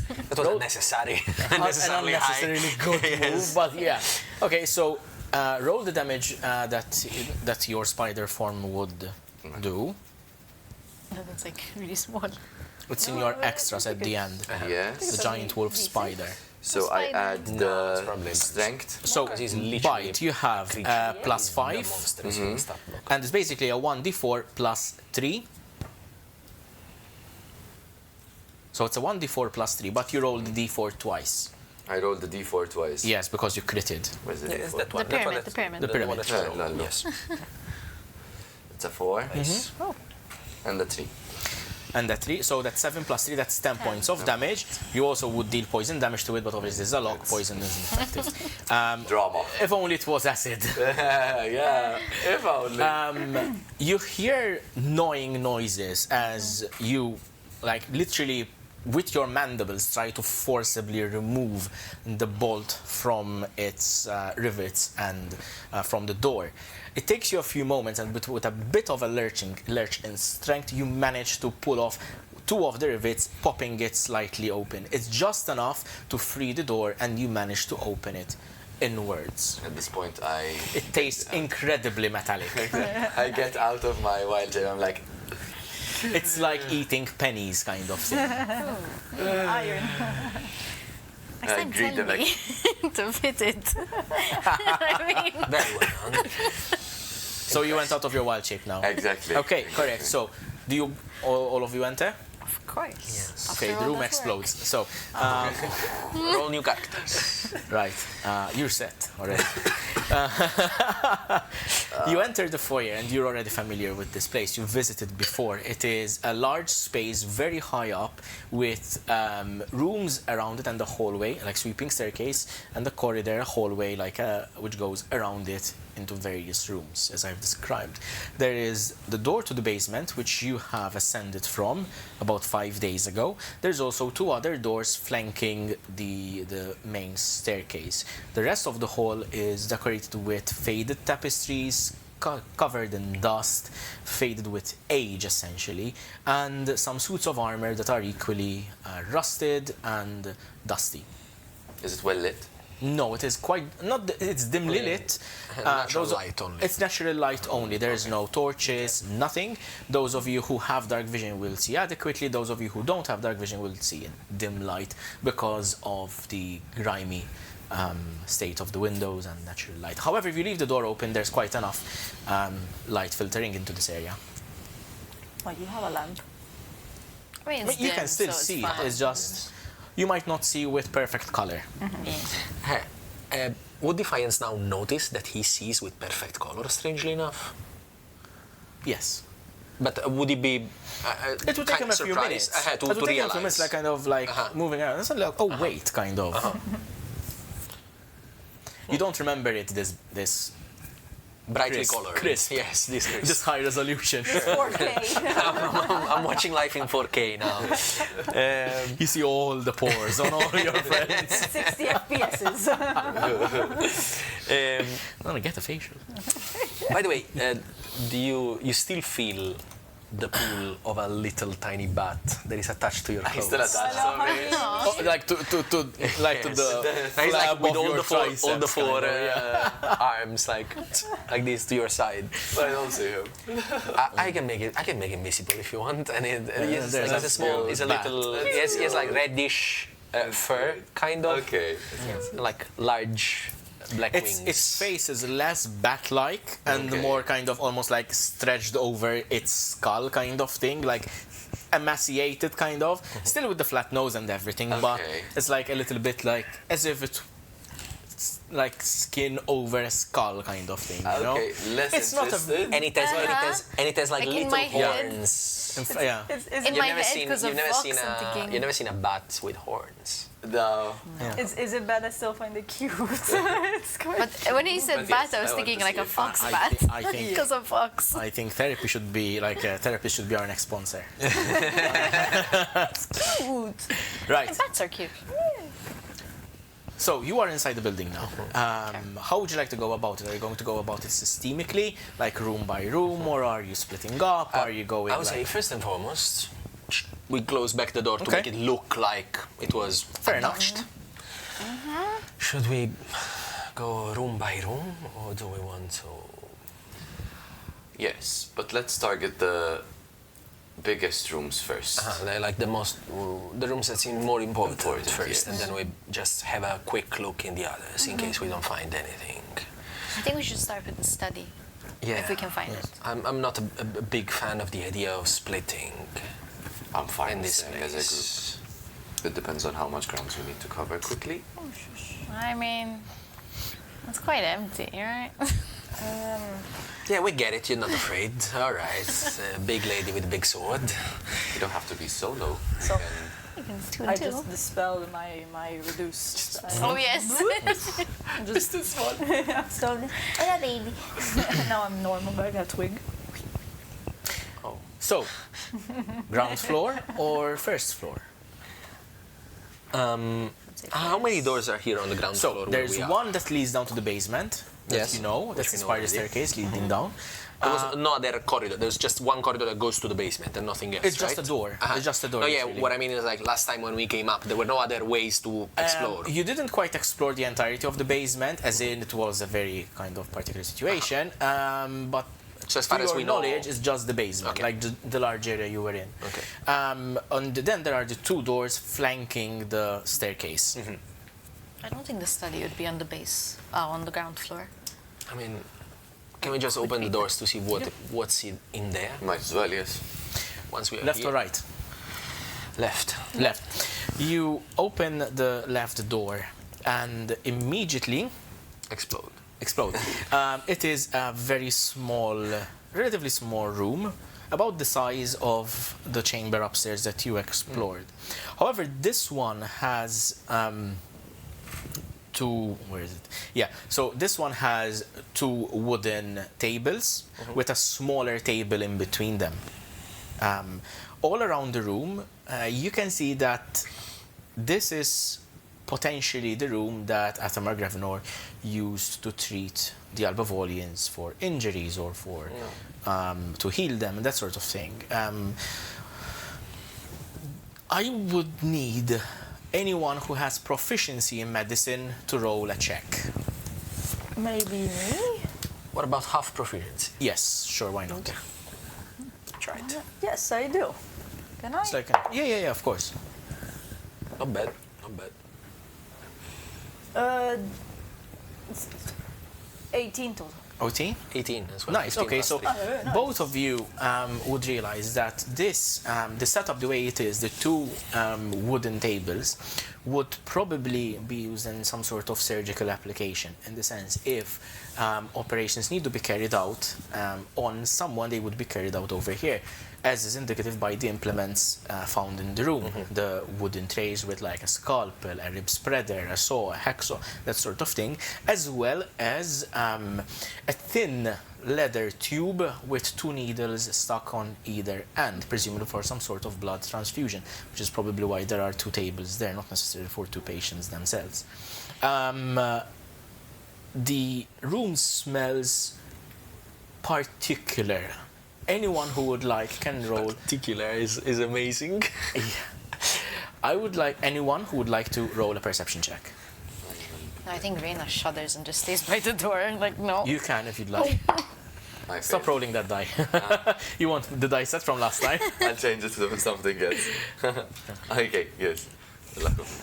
Mel. Anyone? 19. 19. 19? One. 1? It's up to you if you want to You also roll have or a big not. I am bonus. observing the It's not table just thing. one, it's Yes, one but this plus. probably Okay. would. Technically, interest you. it's 8 Yes. with bonus. Yeah, but it's Um, one. Yeah, Great. that's fine. The smell in here is a little bit overpowering for Porvandir. You're not really used to such settings, given your elven heritage, your open spaces and nature, that sort of thing. And even then, your experience in Arcadia is not something which is, in musty rooms and that sort of smell. What did you roll? 15. 15 and the 19. 19. Right. Again, you two recognize the smells of alcohols, which would probably be used as some sort of sterilizing agent, dried herbs. There's also a faint smell of old blood. There's a smell of soap. The typical that one would attribute to some sort of clinic or hospital setting or like a surgery room, that sort of thing. You're not very familiar with such things, but you're well traveled enough to know. I'm sure that throughout your life, once or perhaps twice, you might have broken a hand or a rib or been, punched so hard. Or I don't know. someone breaking me a hand or a rib. Most likely. For you, obviously, it's more of an academic kind of interest that you would recognize this. Unlike the rest of the manor, this room is incredibly orderly. It is incredibly clean. It's meticulous.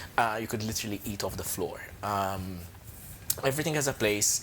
The tools are clean. Bandages are clean and folded, even though slightly faded and kind of like yellowing with age. Mostly linen. The bowls are scrubbed. Like, this is the set of a physician, not of someone who has left the rest of the manor in a state of abandon. So this looks like a room that he was really taking care of. Yes. I'm a bit confused by the need of blood transfusion, because we underwent the same thing, but we were in a dungeon. Yes. Do I recognize the same smell and tools and I don't know? So the tools are the same that you have observed downstairs. I will ask you to roll a straight intelligence check. This is just for logic, just to see whether you're logical enough to make certain connections. Because it really doesn't fit into any of the other skills. Fair. Maybe we should create our own homebrew like logic based on intellect. So it's going to be an intelligence check. 8 plus 4. 12. Okay, yeah, it's decent enough. Okay, so first and foremost, the tools and implements used are the same, or at least similar to, as the one that you've seen Athamar use or left in the room with you when you were 4. The only logical connection that you might make between using the basement versus this place is simply space. You were 4 patients. Here, the room only accounts for at most 2. That's what I was thinking. So, but I'm still not convinced, because, like, why would you have a dungeon?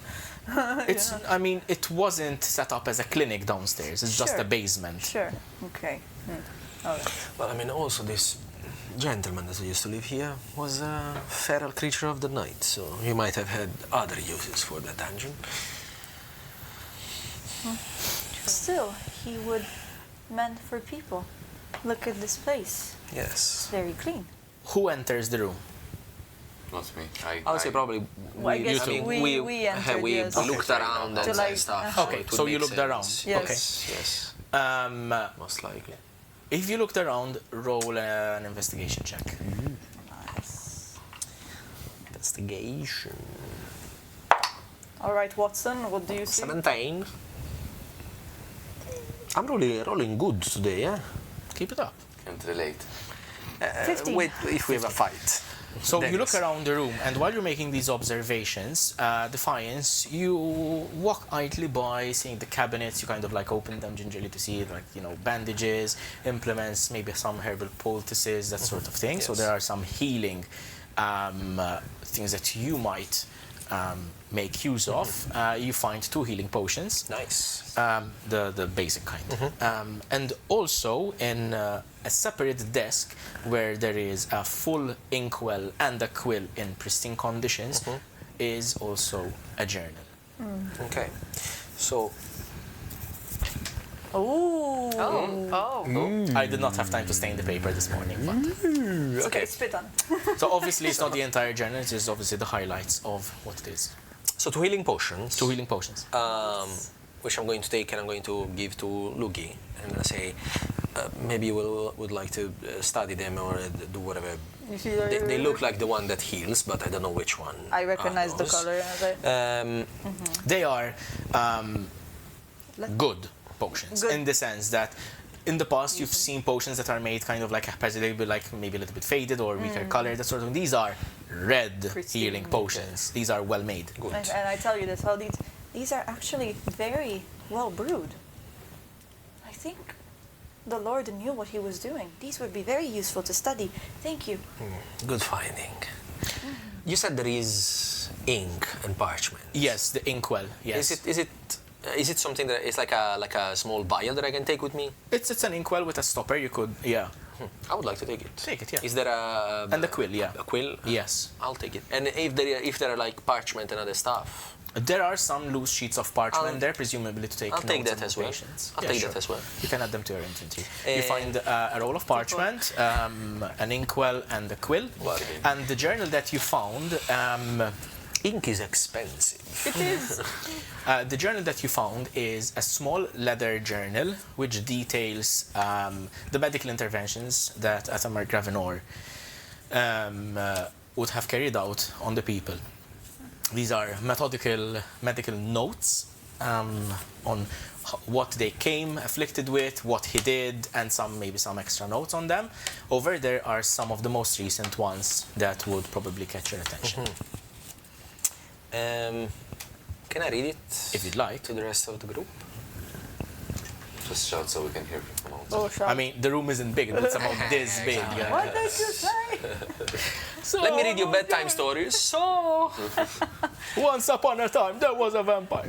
Sorry, go ahead. So the early pages contain lists of supplies and treatment notes. Later pages become more detailed regarding names, symptoms, procedures, donors, and outcomes.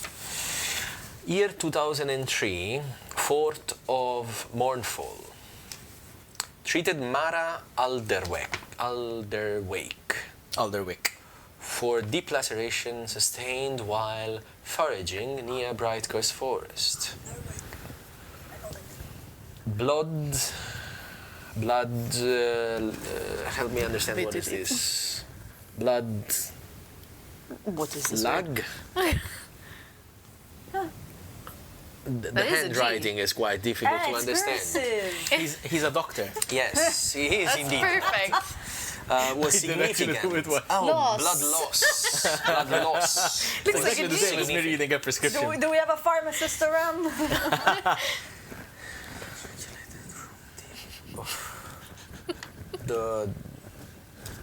What's this? Dosage regulated. Requested. Requested. Donors. Donors. The S looks like a G, requested. man. Jesus. I didn't write the font. I This just is chose hard. it. That is scarce. Regulated. Requested from the Alderwick household. No transfusion of my Oh, blood I misunderstood you administered. before. Now I get it. Year 2003, 19th of 8th rune. 8th rune. So 2003 would be the previous year that Yes. you are in. We are 2004, right? Yes, 8th rune. Yes, 8th rune is the last month of the year. Didn't they say they weren't? They didn't. Alderwick. I was like, oh, wait a They minute. lied. Wait a minute. Set the fractured arm of, I don't know what his name is, Rennick. Alderwick, Alderic. after a logging accident. Bone Bone aligned aligned clearly. Patient Resisted. resisted Rest. instructions. It's like our kids learning By to the way, read. this interaction is canon now, you know? It is. Listen, I chose that font on purpose because it's a bit Treated. difficult to read. Fucking hell. Fractured. It's really no, difficult. this one. Sorry. Treated Okay, hold on. Winter Yes, fever? 2004. So this year. this year. Yeah. 3rd of Right. Seltal. Hold on. 3rd of Cathar. This is an escape room. huh? Cathar is the second month of the year. Treated winter fever in 3 household. Poultices and boiled willow bark sufficient. Okay. You would know that boiled willow bark would be used in the treatment of fevers and that sort of thing. Okay. Year 2004, 11th of Umbrian, Last So month, very close. assisted childbirth complicating in the northern cottage. Mother... survived. That's an S. How is that an S? Every time you think it's a G, it's an S. Survived. Child. Survived. Survived. Blood donated by Brannick Hat. Holt and Lisa Merrin. Elisa Merrin. And now, a week ago. That's why the blood transfusion and everything. Yes. Okay. Year 2004, 6th of Salmai. A week ago. 6th of, yes, a week ago, right? For strangers, it's us. For strangers, wrote from carriage wreck in extreme condition. Injuries beyond ordinary intervention. I refused the first suggestion. Ammon Silverblade insisted. My blood was administered in limited measure. These Gives them time. gives them time, I'm feeling guilty. not safety. I am not feeling guilty at all. We didn't deal the final blow. Why would we feel guilty for But something was- that we have wait, not give. had no part in? What was the first suggestion? Oh, okay. So the first suggestion was Eamon telling him to give his blood. Not necessarily. Maybe it was something else, and he did not want to do that, and then he decided to give us his blood. We don't have details about it.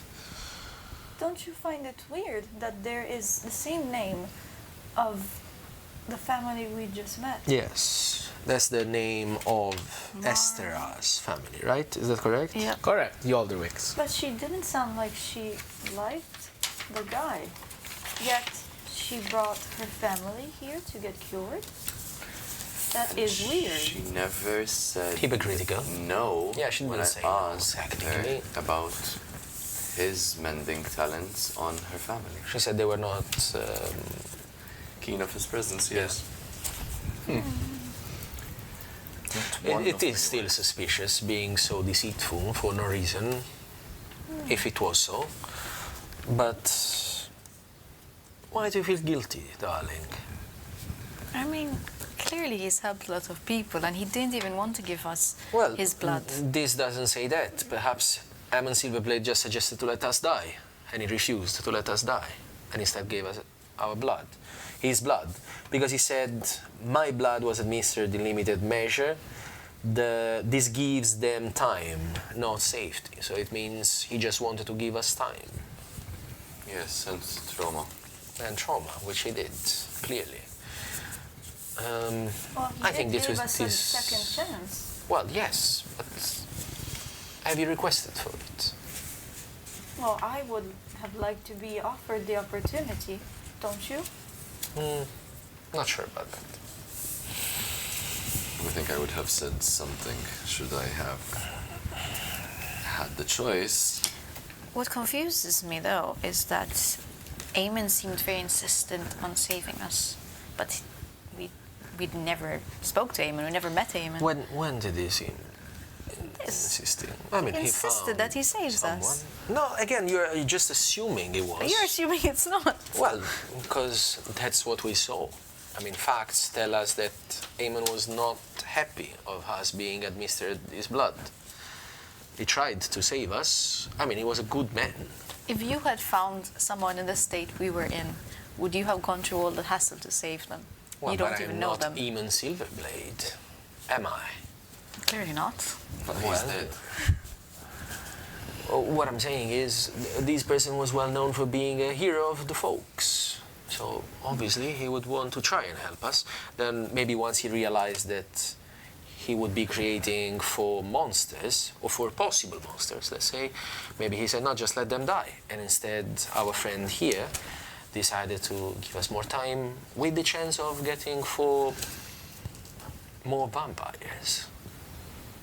I mean, I don't want to assume evil of these men, but for sure this man was not good.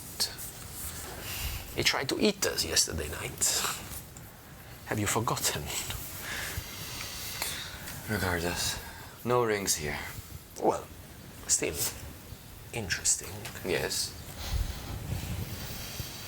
Anything else in the room? Definitely our friend Esther has some interest in this signet ring, otherwise she wouldn't be hiding the fact that she and her son came to... We can ask her. Let's see if we find anything else about it first, then. Of course. Because I'm not sure that confronting her directly would, you know... And you see me going like, Yeah. So what do you do? You explore the rest of the ground floor? Yes. You open the other door to the right of the staircase. You see that this leads to another hallway with two other doors. One of them leads to a kitchen, long since abandoned and left to disuse. As you might know, such creatures might not require sustenance in this shape or form. Yeah. The larder itself is also abandoned. There is no sign of salvageable food. Instead, there are only mice that skitter about. There's also the dining room here. There isn't... it's quite a bare bone. Over the years, it has been stripped. Presumably, whatever it contained previously has been sold for some reason or other. But if you'd like to have a look around, there still might be some silverware or that sort of thing which you might salvage if that is your intention. Can we have a quick look around, just in case? Good. Then roll an excuse me, an investigation check, please.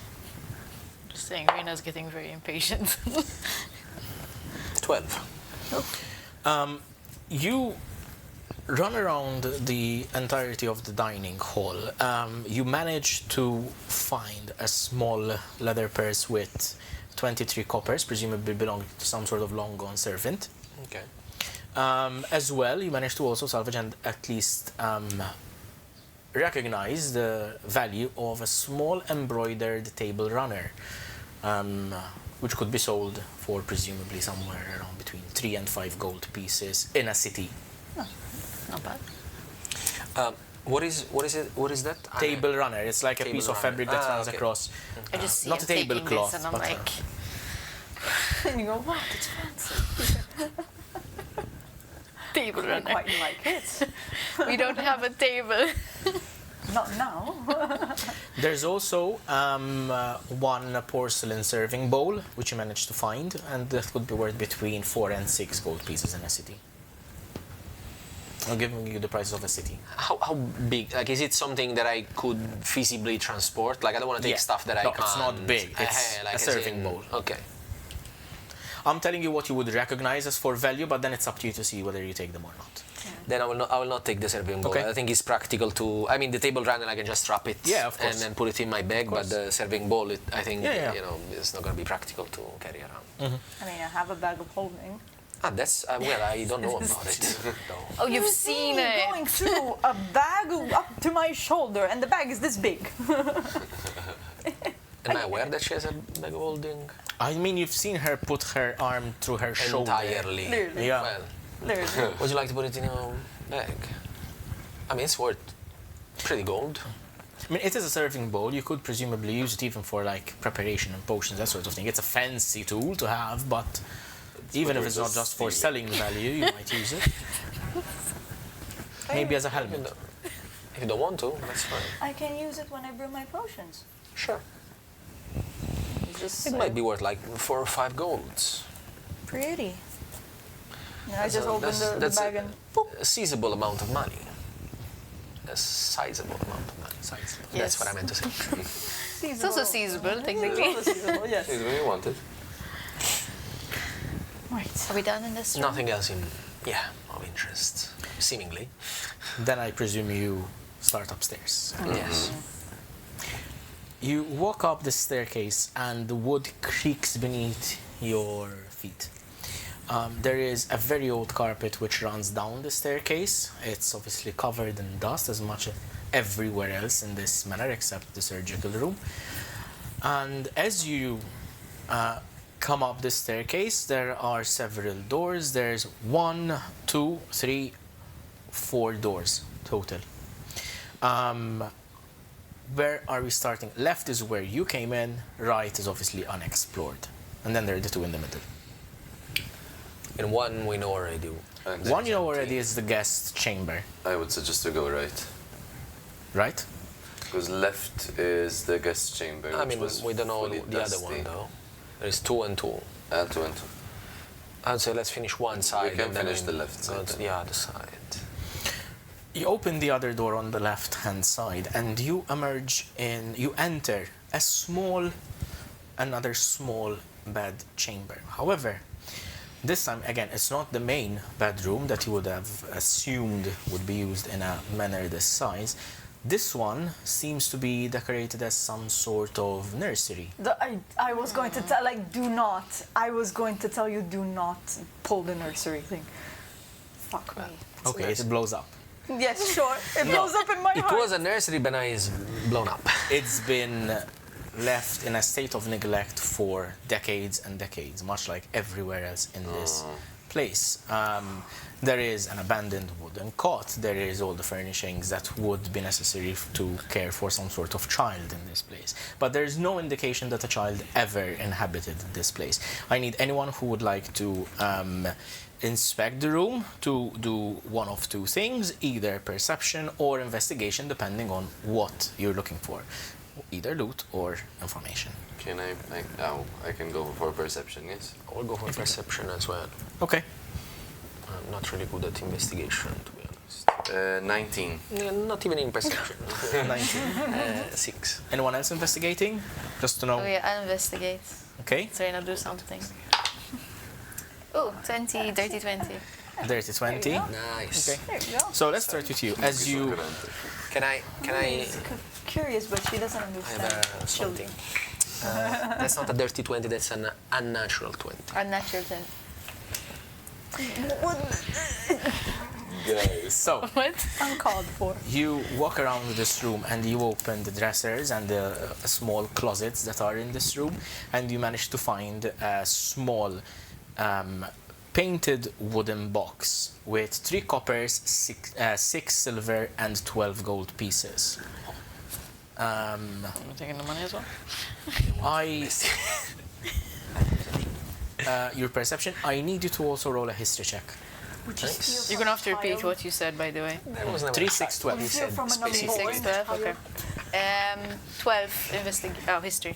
12 history. 3, 6, 12, like 3 pieces of copper, Yeah. 6 pieces of silver, 12 pieces of gold. This is customary in, I wouldn't say nobility, but it's customary in households that have some sort of affluence or some sort of means of riches, and it's more of a kind of like good luck charm. Kind of like you would need 3 coppers to raise a small child, 6 silvers to raise a larger one, and 12 gold pieces to start him off in life. It's this kind of like, What do you call that? It's like a box custom. that normally kind of like. we have. Okay. It's I've a heard this custom. before, something similar that we do as humans. In Malta we have the chest. It's not necessarily meant to be used, that currency. It's more Yeah. of a It's a symbolic symbolic, gesture yeah. towards, like, it's a custom Yeah, but for we can kind use of like prosperity We can definitely for use the that. child. Oh, no, we're stealing from an unborn child, guys. You're also stealing from a dead man. You also find Stole the plate. carved wooden toys that cost a couple of coppers if you'd like to take them. But No, that's just no. and the moth, and obviously a moth-ridden blanket that obviously is ruined beyond use. For you two, as you inspect the room and try, you see the walls have been painted in relatively neutral fashion. It is not indicative of a boy or a girl. It's more like expecting a newborn kind of thing. There are the wooden cot is bare, covered in dust. The wooden mobile has not spun for decades. The room has been abandoned probably before it was ever used. There is no indication of a child ever having used this, and no indication of anyone ever having entered this room in the past 100 years or so.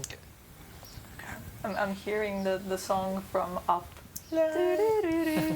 Actually, I was more like la la la la. Yeah, actually, that was gonna be my next question. Like, do we hear the laugh, like child laugh? Of what? Of the something? unborn? Well, ghosts exist. In these lands, you never Poltergeists know. exist. You never know. You We know? never asked about if there was anyone else who ever lived here with It's a big manor, so I would have assumed. I mean, all servants. But that's like, the thing. Like, he's a lord, but most likely it's a family that he's coming from. Well, we do not know if this place was his place, to be honest. that could be true. As in, he might have come across it or occupied it as the lord of the place, but we do not know if it was built by him or by his family. Fuck around and find out. Yes, that's what I like to do. There are 2 more doors left On the opposite on side, the right right? hand side. Yeah, go to the next one, I guess. Go to the next one. Yes. Very well. You open the door, and there is a small study. In the study, you notice that obviously there are the implements of a study, like bookcases with books covered in dust, never having been opened in the past 100 years or so. There is the desk. There is also a coat of arms painted on the wall. However, it has been defaced many years ago. If you'd like, I will allow an investigation check on this. I don't think I would know coat of arms, so I don't think it makes I- I sense. don't think I would. If you have proficiency in investigation, you can do so. Let's put it I this way. do, but would it make sense that I know Who something knows? like this? It's not necessarily for information on what the coat of arms is. Maybe we'll get information on something else. Oh yeah, let's try. Because what I wanted to look is like how it has been defaced or why it has been defaced. So it has been mostly kind of like scratched out, trying to kind of, if you have painted on the wall, you're trying to remove the paint kind of thing. Okay. Can I do the? Yeah. I have half proficiency. Yes, I will allow you to investigation, do. not Yeah, full. yes, still. 20 9. plus Nine. 7. Okay. 27. You know. Jesus Christ. So you learned the information that I've already said, but having a look at how it was defaced, or at least trying to piece together what it was, you notice 4 letters that make up the surname that are W-Y-C-K, Wick. Oh my. Aha! You tell us this. Blink. I just. That. She is not getting that signet ring back. Was like, I was distrustful. I wanted to have like our perception, how do you say, insight with her, because I did. Yes. And I was like, maybe I don't. I thought about it and then I was like, And I was like, yeah, doesn't whatever. matter. I was like, Never underestimate an old woman. Who enters the study? Me too. Probably All me of as well you? because I checked. Yeah, I you, checked the of things. course. So- Can I actually look at the books? Yes. Like the spines? In fact, you may. Yay. Right after the break. ah, After having examined this coat of arms that has been defaced, the rest of the study remains available for you to rifle through. You wanted to have a look at the books and Space. items in the library. I would like you to roll an investigation check, please. oh, you're kidding me. Natural 1. Plus 1. 2. They said they forget how to read. You rifle through the various books and try to read what they might be. Most of them are of academic nature, ancient even by your reckoning, in the sense like 100 years old or so. Not any. You can't see anything of particular use, but there is a couple of them which might be about philosophies, for example, or natural sciences, that sort of thing, but nothing which immediately catches your mind and says, this might be useful. Is there anyone else? Yes. Actually, Defiance will go behind Reyna, like kind of sneakily. Did you find anything interesting, darling? No, just some old musty books. Nothing cool. Sorry. Nothing that Unless you want to interests you? see maybe this stuff interests you. Well, I mean, I love books. I love learning new stuff, stories, things about people. So I'm looking at the coat of arms and whatever. And then I start to kind of connect the dots that not necessarily have a shape now, but they're starting to connect. And I go, don't you find it interesting? This might be the same surname of what we saw before. Could it be? I think that's why she wanted the ring. Yes, the name of the family keep popping up. Oh no, doesn't it's it? right there. Look. And I kind of like trace with my finger the letters Wick. I don't think Hester was very honest with us. Alderwick. Yeah, Alderwick. Let's just not give this ring too easily then. Let's not just give this ring at all if we find it. It has to have any. It has to have a social meaning, possibly. If this was their homestead, perhaps. What happened to them? Were you inspecting the bookcase? Yeah, actually, I would call after I poke at Reyna a little bit. I would like to call Borbandir attention towards the book. Hey, elf boy, Yes. aren't you interested in I books was. and knowledge? Yes, although I was about to investigate the desk. Roll an investigation check, Then I will check. if you'd like. Mhm.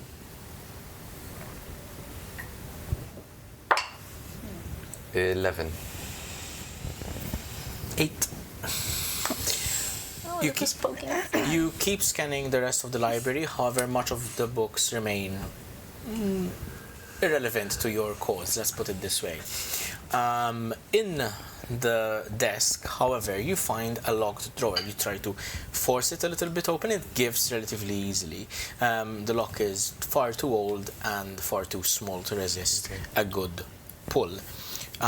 You do find a journal. Physical stuff. Another journey. Moi deciphering bad writing. Oh no. Okay. Oh dear. Can I read it out? Up Okay. to you. If you want to. So this was, yes, I want to. This was the Insurrection Journal. The tone is more controlled than other journals, but the anger beneath it is clear. Year 1897, 2nd of Netherin. Complaints against the Elderwicks have grown beyond whispers. Grain levies increased again. 3 families refused timber quotas and were punished publicly. Year 1897, 12th of Netherin, so 10 days after. I met with those willing to stand against the Alderwick hold. Hold? Mm-hmm. No one called it rebellion aloud. Everyone knew what it was. Year 1897, 18th of Netherin, 6 days after. Albavaul rage. Rose. Rose. The Alderwick claim was broken by the will of those they have long bled. I did not seek Lordship. lordship. The village placed its trust in me regardless. Year 1897, 23rd of Netherin. So this is like close to each other. The surviving Alderwicks have been allowed to remain. Some urged exile, some urged execution. I would not begin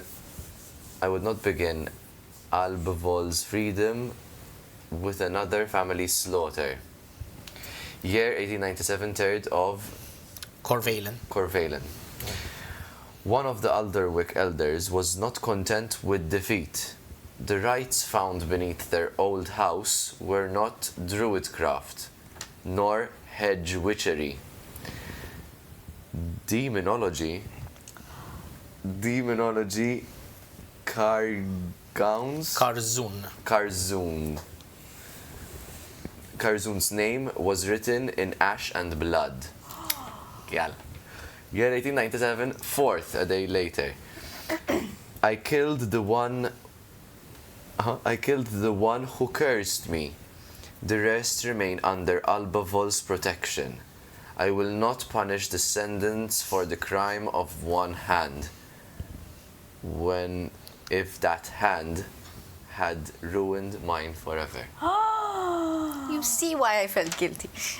Well, Oh Can I just- God. Yeah. Thank you. Damn. I we know knew why it. they are not There was fond something weird. of the Lord of the Land. Damn. Sneaky, sneaky little bitches.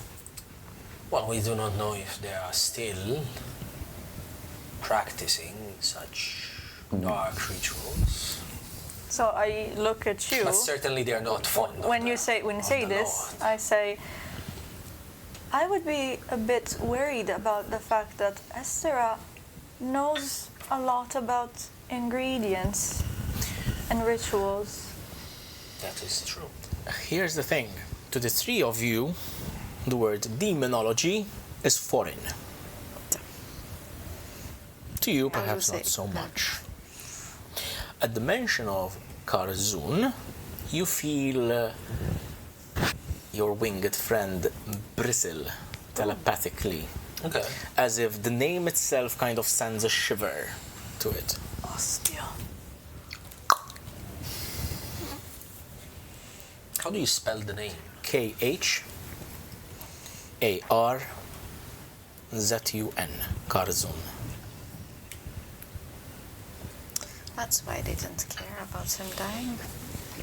Well, makes sense now. Yes, now things are getting very sassy.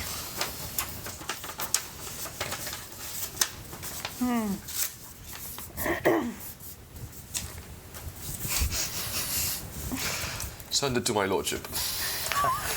Send the raven. All right. So now, Lugii connecting the dots.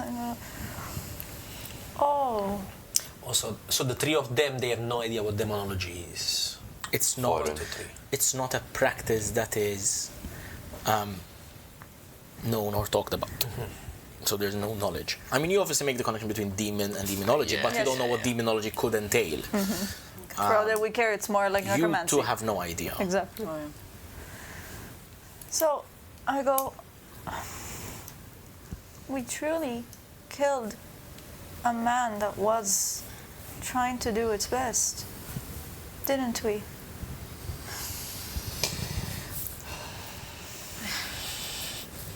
Let's not ask questions. We can't change what we've done anyway. That is correct. True, but we can learn from it. Albeit, yes, you are correct, but we have some questions to be made to our dear friend, old friend, who has requested the ring. Well, as I've already stated multiple times, the more we explore this place, the least I want to give this ring to this woman. And if a family was really involved with demonology,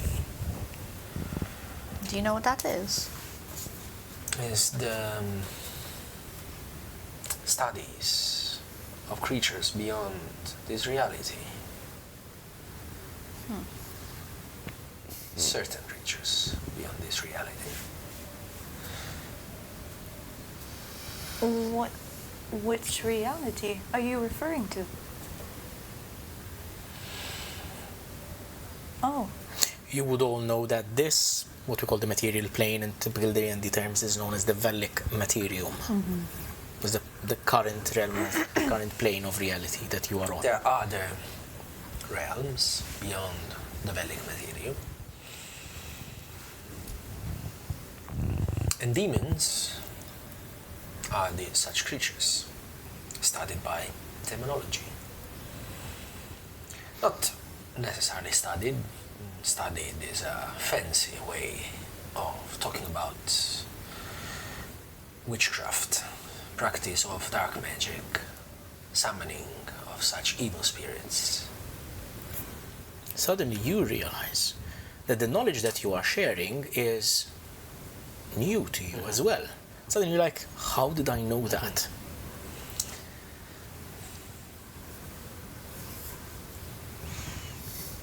So, was the vampire the demon in question? Can someone be made a vampire through a ritual? Is that what you're saying? I don't believe that's what is written in the notes. I mean, it might be, but the note seems to suggest He was cursed. that one of the members of such family cursed him into being a vampire after he discovered their practices. That's why he disposed of such member of the family. Have any of you ever heard the name that is written in the notes? Karzun, I will not reply. as in that you're referring to. Yes. Mala, are you also referring to yourself? Are you trying to recall any information? No, Defiance is asking in character to the others if they know. Just the others, Yeah. okay. So you're not trying to recall information I yourself? will also. Okay, so if they know. you roll religion. Okay. Reyna, roll a religion check with disadvantage. Religion with disadvantage, you have no idea. I love it. Disadvantage. Each time disadvantage. 5. You not with a 9. Flat roll, not disadvantage Yeah, for you. Okay. 9 with disadvantage. 5. I mean, The name escapes you. You've never heard of it before, but even just the mention of it sends a bit of a shiver down your spine, as if you are in the presence of this incredibly savage and bloodthirsty predator. It's just this feeling you get. However, Defiance, despite the fact that you do not know anything further on this, is something that you might make a mental note to perhaps ask or find information on this in the future. Yeah, definitely. So yeah, Defiance asks all of you in character if you ever heard of that name. If you're referring to Karzun, Again, you feel that bristling from Malakiel. I've only just read upon his name now. Yeah. I think we should not push too much into that territory. Doesn't seem something safe to explore. No, At least right now. I do agree. Until we know anything more about it, perhaps we should continue searching this place. And if we come across any other important information, then we can piece more parts of the story together and go confront, I mean, if you're willing, the Wicked Witch in the forest. instinctively, I kind of like try to listen if we are alone in the mansion. Roll a perception check. Just, I don't know why, I feel like, You may roll with advantage because it's so quiet. So if you're listening for sounds. Luckily for advantage, I think. She rolled a 1. Yeah, I saw the one, I didn't see the other one. dirty 20. Okay. Excuse me, that is not a dirty 20, that is An a... unnatural venti. That was the first one, this is a filthy 20. Nasty, I would say. The unclean 20. You step outside of the study and you try to hone your senses, try to shut out and drown out the conversations going on around you. And all you hear, however, is the creaking of floorboards, the wind whistling through the attic. You hear the noises that an old house or a manor would make. there doesn't seem to be any other presence in the, at least in the ground floor or the first floor, that you can sense other than you four. Okay. And your respective familiars, however many there are. They have a zoo over here. They have a zoo, we have a fox, we have a bat, we potentially have a horse now as well, by the way. Yeah, that's true. Iconic, to be honest. Horsewear. Or a horse with antlers. I have some cheese. That's all I have. Right. One final chamber, or at least doorway, remains for your exploration, if you'd like to go ahead and do so. There is nothing else, there's nothing much else left in the study. However, I will say that collectively, after exploring the study itself, 20,000 gold. 20,000 gold in deficit. So minus 20,000. A lack of. You find a silver letter opener, Okay. which in a city might sell for about 10 to 15 gold pieces. Into the bag of holding it goes. Yes. It's a silver letter opener. Did I find who? It's going to be up to you. I mean, I was going to say Porvander because he explored the desk, but if you'd like to share it, might be a good time to start using I'm gonna that sneak party it into- backpack, like the party storage function. That's true. You also find 4 silver pieces in a small pouch in the desk as well. Nice. Suddenly it feels wrong taking everything. Yeah, but the only thing I took is because it makes sense for me to use. Otherwise, I wouldn't take it. You stole a plate. I think it's very pragmatic. Yes, I'll take the silver letter opener and I'll say, can you open it back? And I'll just drop it in the bag of holding. There's no please with you, is there? That is gonna be a lot of meals, a lot of transports, and other stuff that we need. Sure. At this point, you're going to have an episode, basically, is, a pawn shop episode. Yes. Yes. Big fan doesn't back. Best I can do is 5 silver. How good is your haggling? Right. And I have a plus 10 in persuasion.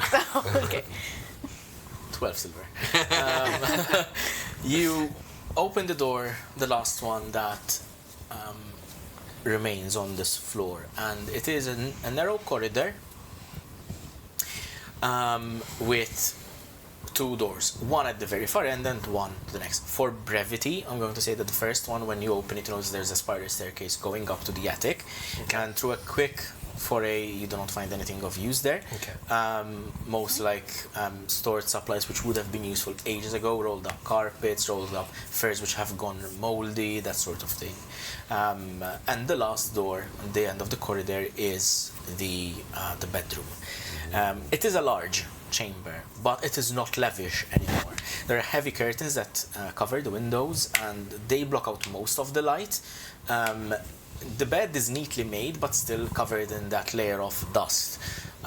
The fabric seems to be made of some sort of embroidered material, even with threading of silk, and that sort of thing. Seems very, shall we say, embellished, but again, it's faded over time. It's also been subject to, there are holes of moth-eaten fabric.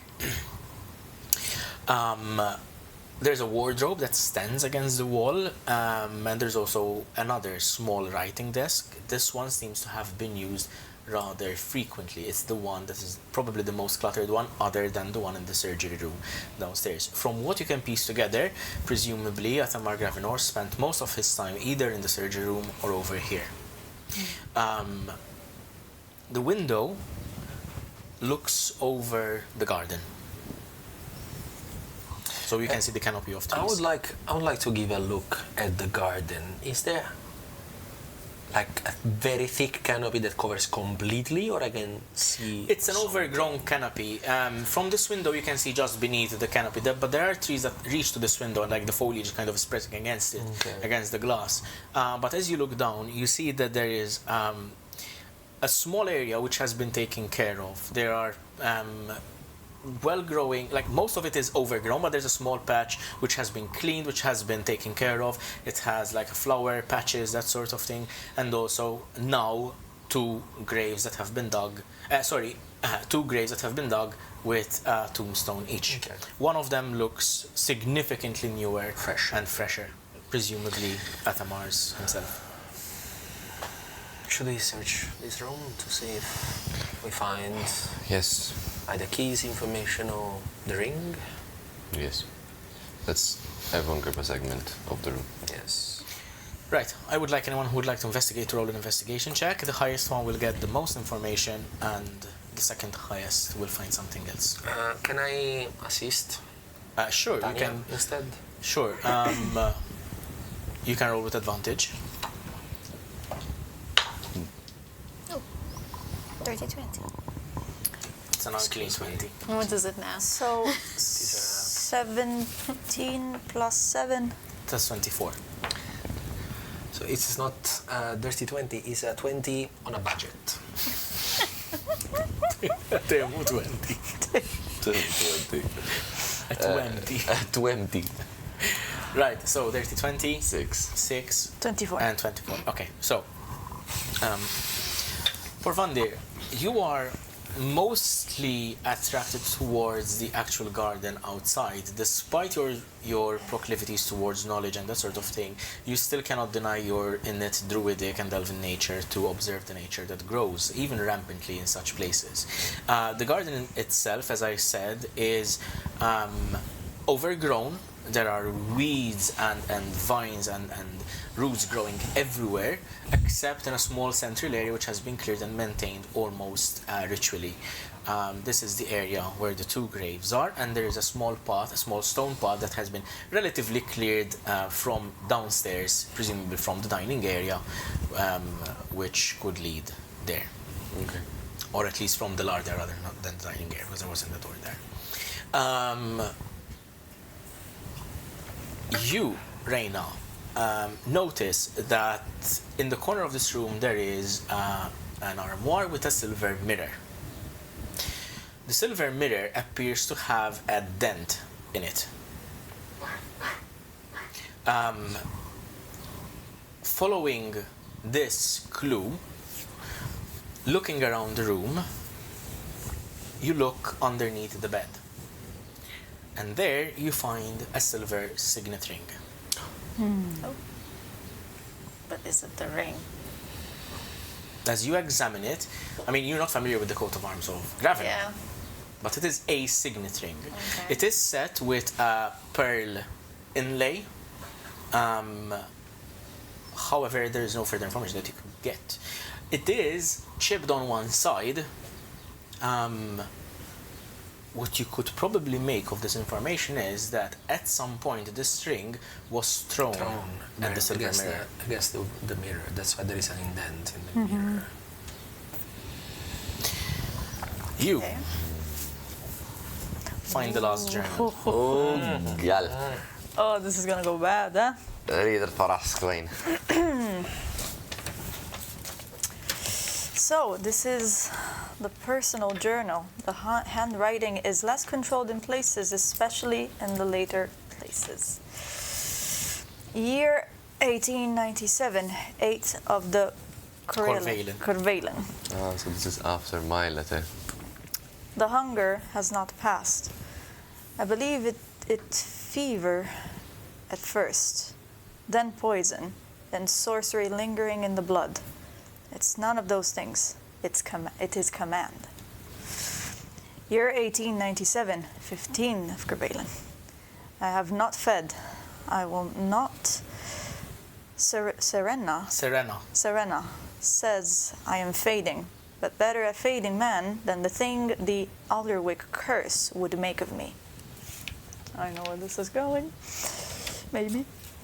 Year 1897, 26 of Corvalen. The hunger has become a second voice. It waits beneath every sound. Her heartbeat is loudest when she sleeps. Year 1897, 7th of Lithmere. A month of refusal. I thought restraint would master it. I was wrong. Year 1897, 8th of how do you say it? Lithmere. Lithmere. Okay. That would be So the there- 7th month. Yes. So literally a day after. She is dead. The child with her. My hands remember what my mind will not. No prayer, no love, no punishment can exceed the truth of what I have done. Year 1997, 10th of Lithmere. I will not leave Gravenor Manor. If hunger is to have walls, they will be mine. If Albavaul must fear me, then let that fear keep worse rulers from its throat. Damn. Fuck me.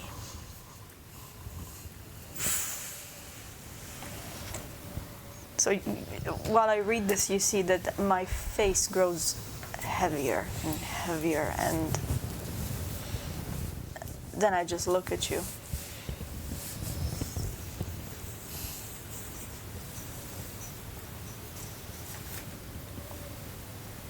Why is this place so cruel? So cursed. To live that long knowing you have killed the one you love and your own child. You realize now that even though you have read it, the journal is dated over 100 years ago. These describe events that Athamar had to live with for over 100 years.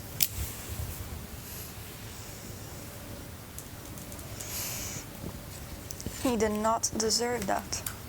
None of them did. Why are people so evil? And we do not even know the reason. The reason for what? Why he was turned into whatever he was. Well, I mean, yes, he was cursed by one of... The Alderics. Why? For taking this place away from them. You read about the rebellion? But they were... They were probably ruling this place with an iron fist or something. It was a rebellion. They lost the rebellion. And maybe our rider friend was the one heading the rebellion. So once he found out that they were playing with demonology and decided to call them out for it, he was cursed. Then he got rid of the gentleman, and this is what he was cursed with. There are no heroes in this story. But now, I cannot in good conscience risk that the Alderics, get the chance to rule this village again. It is our fault that he's gone. Yes, Well- but I do feel peace knowing that he no longer has to live with what he had done 100 years ago. In the end, he was not wrong when he said he was a monster. I thought he was a man. Yes, He but now described himself as a monster. And as such, he has acted. Nonetheless, he did some good things. he did a lot of good. We cannot ignore that. He also killed his wife and his unborn child. He tried to restrain himself. Well, He tried to stay away from them for a month. Would you be hungry for a month? I don't know. But whether or not we did the right thing, there's still the fact that someone has to take his place. And the Alderics are still out there. They don't deserve to be around. And I caught myself while I say that. I was like, oh, where is this coming from? Are we with justice now? I mean, I feel it's our duty to put things, at least leave things in good order. So what would you like to do exactly? Go there and murder an entire family? You would love that. Not really. Do I look like a bloodthirsty animal? You were willing to kill the general storekeeper. based off of attitude. No, I was willing to put him back into his place, not being intimidated by him. So let's put the Alberic's... Have you forgotten that when we went to speak with the necromancer, meanwhile all of you were ready to fight him, I was the only one that wanted to at least try to talk to him. That worked. I'm not saying it worked, I'm saying I was not the bloodthirsty one. We didn't rush in, actually. We did try just fool him. We didn't just go swords ablazing. Hold on. You were already with your blade out before we even spoke. I was guarding Etamar. No. I'm talking when we were still in the corridor. You were already blade out, ready to fight. And I was like, okay, give me a chance to try to talk to him. Then it didn't work. The guy was out of his mind. But do not address me as a bloodthirsty monster, because I am not. I do like giving people what they are owed, though. I do not think that two wrong makes one right. We do not know if this family is still involved in this cursed ritual they used to. If you want to go and confront them, you're very welcome to do so. I'm not going to go there just to slaughter them. For what? For something that their grandfather did 100 and something years ago? We do not know. I'm not saying I'm not absolving them. I'm just saying we do not know. Who are we to judge these people? And I say, I don't trust the fact that some knowledge about this demonology might be passed to them and this could repeat itself. I think that is something more scary. The fact that this knowledge can be carried and practiced on more and more rulers, no matter how good or bad they are. Porvandir, as Lugii is saying this, it kind of clicks in your mind, the warning that your mentor gave you before you left on your own. And her words ring true. There is an inherent danger in associating with such entities, not necessarily with and also with the practices behind it.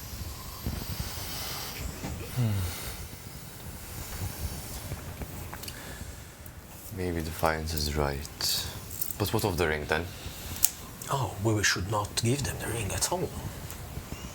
What I'm saying is we can't act as judge, jury, and executioner. But we did. Well, we gave him a chance. It was full moon. He wasn't himself. He was himself. We spoke to him. He thought I was trying to judge him. But I do not care for what he thought I was going to do. I simply asked him, are you a man or a monster? Because I've been treated as a monster for my entire life. But if someone asks me, I will tell them I'm just a man. If he thought of himself as a man, I would have been okay with sparing him and leaving him to the rest of the... He killed his family. Of course he thought he was a monster. Then, you see my point. Yes, If he feels... one mistake does not define who you are. Well, sometimes no mistakes define who you are. Maybe sometimes how you define yourself is not necessarily how people see you. Well, but I think it's very important how you define yourself. What if you cannot in the right way? Then I guess you pay the consequences, either one way or another. But that's not fair. Under the blade of Reyna, Athamar knew that if he replied by saying that he was a man, he would have lived. By saying he was a monster, I believe he wanted to die. He had repeated the same mistake he had done 100 years ago by killing Aemon. And he was probably Guilt-ridden. devastated. He was okay with that decision. In the end, each and every one of us is responsible for their own actions, and if he was okay with taking the consequences of his action, then hats off to him. I just don't think, because in that situation, we have found ourselves to be the judge of that situation. I don't think we should put necessarily ourselves in that situation all the time, because we are really not. I mean, don't get me wrong, they smell like shit. I do agree with all of you that that family has definitely something to hide. But I think unless we're, let's say we go back to their farm and we find out that there is something really shady about it, then maybe we can act upon that. But we just can't, we can't go there like, you know, blades blazing and No, I never murder suggested them. that. You were the one who suggested murder. Okay. I just don't want this to happen again to no one. I don't want this curse to be repeated, and I don't know if they are still capable of doing so. I think whatever they know, whatever she knows, and how her skills are good at foraging for ingredients, it's quite concerning. I do not like it. I feel shivers. Should we be concerned about you as well then? What do you mean? As in, you know how to forage for ingredients as well? I don't think that's a base strong enough to consider someone a demonologist. No, I don't know what demonology is. Well, you know, demon worshippers or, you know, dark magic practitioners, however you want to call them. I just want to give them the benefit of the doubt until we can. Then if we go back and we find out that there is some dark shit going on, you're more than welcome to destroy them the way you did with the gentleman that we find out was questionably in control of his condition. So, do you suggest we just speak to them? I don't think they're very willing to speak like the rest of this village. She also lied to us about seeking help from the Lord. Then should we just leave them to their fate? I'm okay with that. I have zero problem with just collecting everything we can from this place and going away. I'm just saying, either we help these people or we don't. But we have to make a decision. What importance does the ring do to us, though? Oh, nothing. We can sell it for, I'm sure, a little bit of money. But if we give it back to them, then they have, you know, maybe a right to claim something, which I guess is not what we want, according to the scripture. Hear me out. Why don't we maybe talk to the villagers to see or to understand what they know about the family? I know they're not forthcoming, but with this new knowledge, we might be able to help them after we... Do you think they would even bother listening to us? Or did you ask yourself, if anyone asks you, how did you got in possession of all this information? What would you answer them? Perhaps, like, yeah, we were just breaking into the house of the Lord that we just murdered, and And you we were going literally, to steal some stuff. you literally see me go like, I have all this stuff in my bag. Yeah. Yes, that is... We stealed. Do not get me Plates. wrong. If we could help these people, it would be great. But also, You have to decide. yeah, we just have to. We also, you know, we just borrowed 5 days and then we now regained our lives back. Do we want to waste them on the pointy end of a pitchfork for these people? Should we confront? I would rather confront the family to see if they actually have something to hide or not, I like that. which I do believe they do. And if we find that they have something to hide, then we may take it from there. We might learn something as well. Who knows what's on our way to Waterfell? If there's something brewing, I at mean, least. we have met a demon made of shadows on the way, and that's not far away from here, is it? Yeah. Am I like About a day or so. less than a day away? Okay, what if we go talk to Hestera, but maybe maybe some of us that are a bit more sneaky would actually look around and we'll distract with some talking so that even if she's not as forthcoming, and which she's definitely not going to be, then maybe we can find out if she's still practicing demonology. I can become invisible. I can do too as well.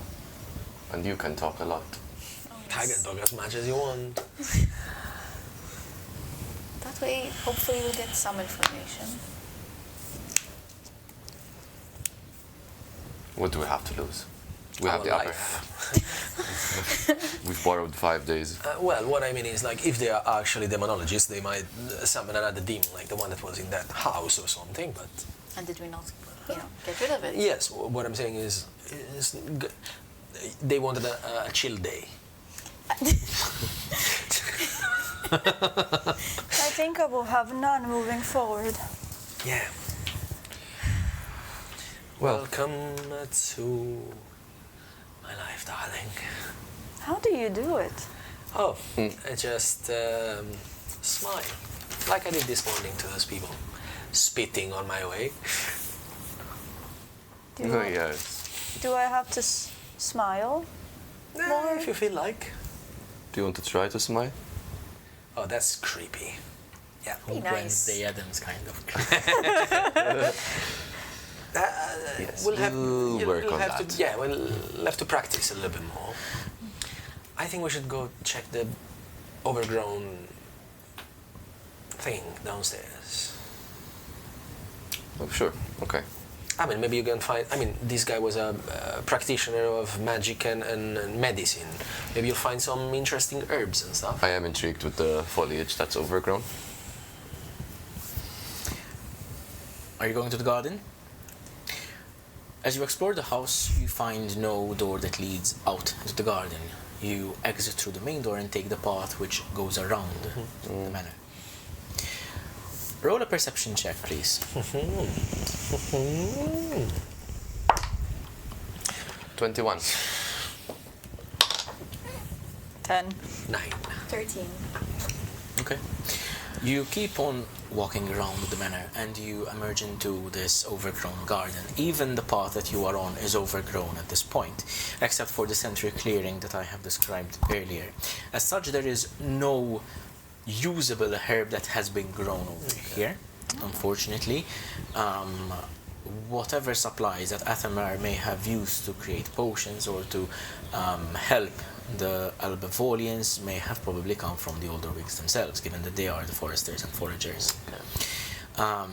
And for all intents and purposes, since you've been here and before you discovered all of this, you have the impression that everything was working as a functioning society before Athamar's demise. You explore the garden, and other than the 2 gravestones, there is nothing else of particular value, of interest. The only thing of value that can be gleaned are 2 things.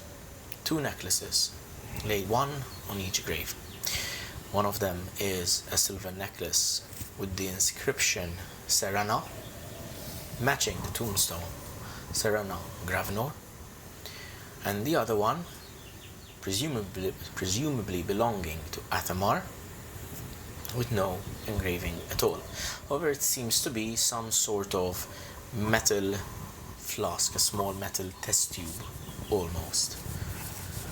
And as you manipulate it, you manage to unscrew the metal case, and it reveals within a glass test tube you would recognize filled with some sort of embalming fluid, and a lock of hair, black raven hair, that still floats within.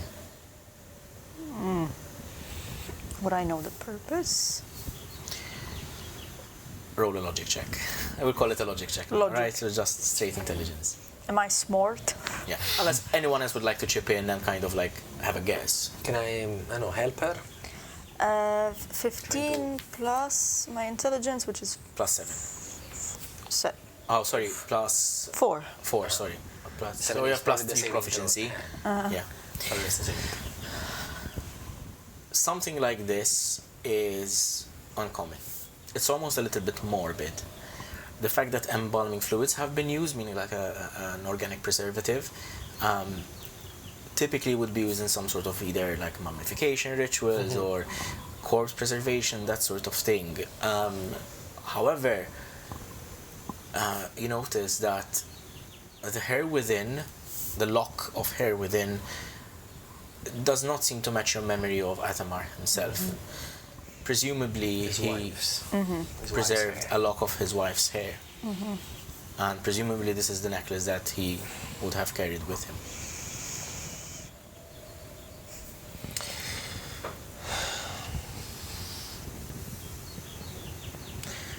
I'm proficient with Arcana. Do I know if there is rituals that can bring someone back? So, Or let's say, clone someone from... roll an Arcana check and we'll see how much you know. Okay. Not great. 15. 15 is not very decent. Yeah, I So stopped rolling you are, well you are, since I said that. You are a well-traveled man. You are not perhaps very academically versed in the arcane arts, but you are adequately academically trained. With regards to cloning, the notion is foreign to you. Out of character, I may say that something like that might exist in Uqabai, but in character, you it's not something that I would know. Exactly. Yeah. The duplication of something like this, it's insane. With regards to resurrections and bringing someone back from the dead, there you have read of accounts of spellcraft, not necromancy, of course, but actual true resurrection. First and foremost, having you four gone through it yourself, something which is ancient, something which is before what I will refer to as modern magic, for lack of a better word. But also, you've learned that certain clerics, perhaps, or certain people who can invoke divine presences might be able to perform true resurrections in very specific conditions. Now, when you've read something of the sort in the past, you have dismissed it as kind of like, not superstition, but like exaggerated stories, perhaps. Or extremely, extremely mythical cases. Yeah. Exactly. Not something that can be done Yeah. in any corner of Trintar kind of thing, of course. Makes sense. But the information presented to you in this context does not seem to point towards any attempt of resurrection or reanimation. Just it's like simply keeping a memory. a memento. Okay. Unless A little bit creepy. Not gonna lie. we should be on our way. Unless you would like some moments with the graves. Especially you, Reyna. Are you implying anything? She does feel awful guilty on finishing the final blow, I mean. By the way, I just want to clarify that none of us consider you responsible for that. No, if anything, we're all responsible. Yes. Thank you, I appreciate that. I suppose what's done is done, and the only thing we could do now is make sure that the villagers are in good hands when we depart. Should we take the necklaces? No, don't you dare. Okay, just saying. I'm not opening my bag for you anymore. Good. Right. At this point, you can hear the metals. Cling, cling, cling. The sound of my guilt. I go wait in a corner. Like, Okay. Are we good to go? well, I think she wanted to have a moment. I don't know. No, Okay. it's okay. You good? Yes. Okay, that was cake. So, are you leaving Gravenor Manor? We didn't explore the dungeons, just saying. Ah, that's true. For completion. Completion. Completion, yes. Completion is a good word, though. Completion. Do you think we should go into the dungeon? Do you want to revisit the start of our journey? Incredible memories. No, but probably. I mean, maybe there's something precious. Good lord. As long as we can, some more precious information. as long as we go over the plan that we have in mind for Hestera, I do not mind. All right. For the sake of brevity, Yes. if you'd like to We go explore quickly. it, roll an investigation check. Whoever wants to search.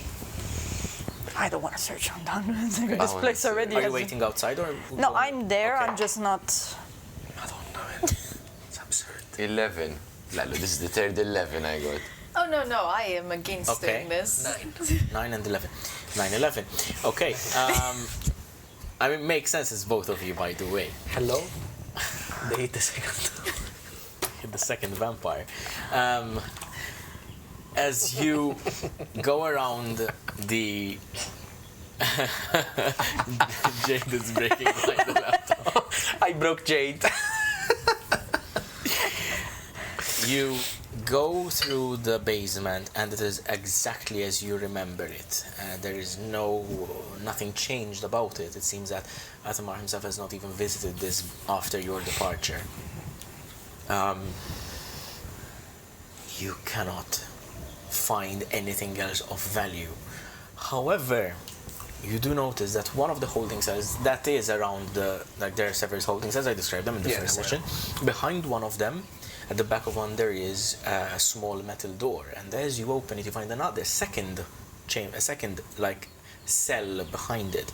This one has been fitted with thick chains, large manacles, and the walls are gouged by claw marks. Happy I didn't go down. It's his He holding tried cell. so hard. Yeah, He tried so fucking hard. Not so hard. Madonna mia, you want to be smacked, eh? Not so hard. With a sword. You want to be smacked. I mean, managed to escape. You return to the surface and prepare to depart Gravenor Manor. Are you heading back towards Albavaul? Yeah, yes, towards Hestera's. I think we should. But go over the plan, maybe. Hold on. Yes, before we go.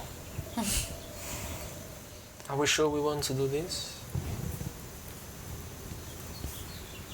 I do not want any of this happening again, don't you?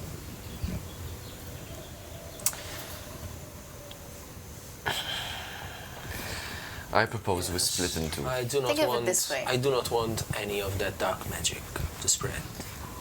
And you have to use that lovely gift of yours. I do not care for the people of this village, really, but I do not want this sort of rituals to be perpetrated in the future. So, For the sake of knowledge, it would do us best to know what is going on, or what this demonology is being practiced here. okay, I need you to help me in think about what should we actually, or what. From what I understood, I'm going to be the one doing the talking, unfortunately. What should we ask of them?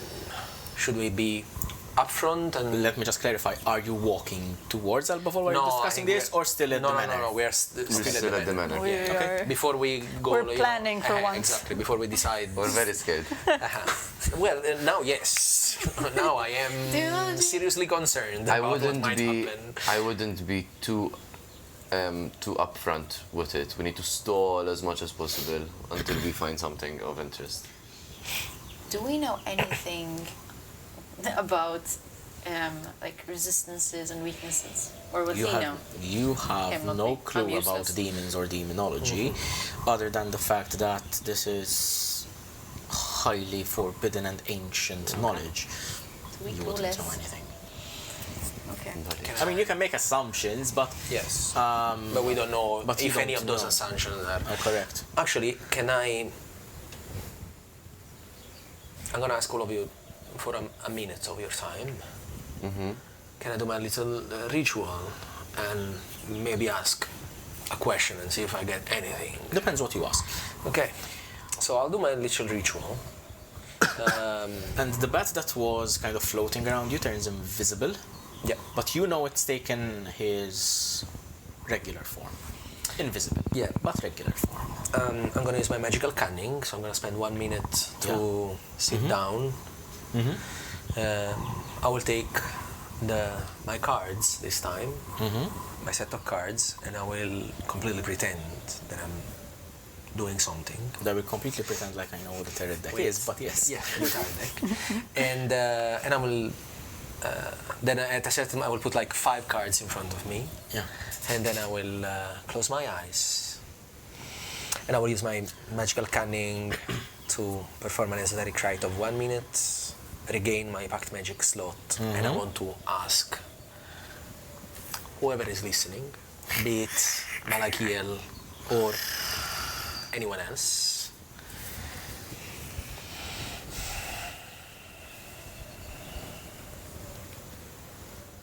why the name of Karazun creates so much discomfort in you. You can feel him almost like gagging at the name. What is it? Who is it? Enemy of the master. Enemy of all the masters. Abyssal Lord. Roll a persuasion check. Okay. Madonna. Now I'm afraid to roll because I'm rolling garbage. And I continue rolling garbage. 12. Yeah, rolling garbage like +9 or but Plus 10. that's 10. I rolled a 2. Doesn't matter what you wrote. It does. He is known as the blood-tide sovereign. Chaos everywhere. You can feel almost Malakiel not afraid, but there's a certain Enraged. dread in his expression. Okay, And he you said the blood-tide sovereign. And you feel it, even you can feel his sentiment echo on your skin. It's almost like making the hair on the back of your hand like kind of stand up. It's this unnatural, uncanny dread.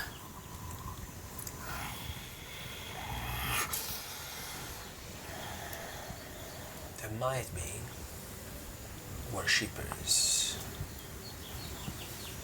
Should they be stopped at all costs? Yes. Is there any sign that might help me recognize them? The blood tide stinks. Chaos pollutes. Kill them. Kill them all. Well, I guess I will ask you if they stink then. Your ritual is complete.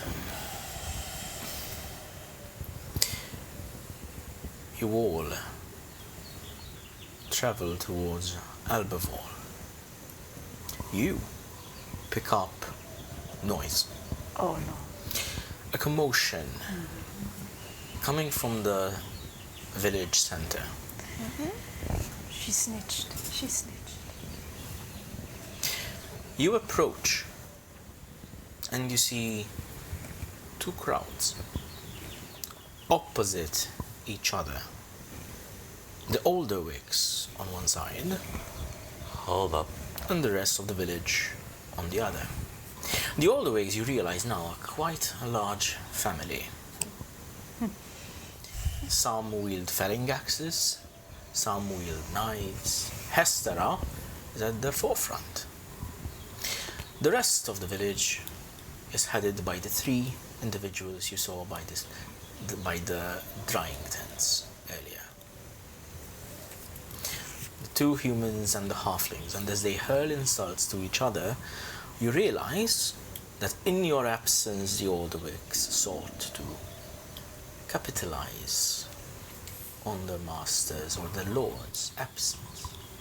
You hear Hestera shouting, saying that monsters should not be given a village to rule, You hear the others saying that they've always known that the Alderwicks were not to be trusted. They even insinuate that the Alderwicks are in league with the Venators in order to dispatch the Lord. Ooh. Whether any of this is true, Hestera does not confirm.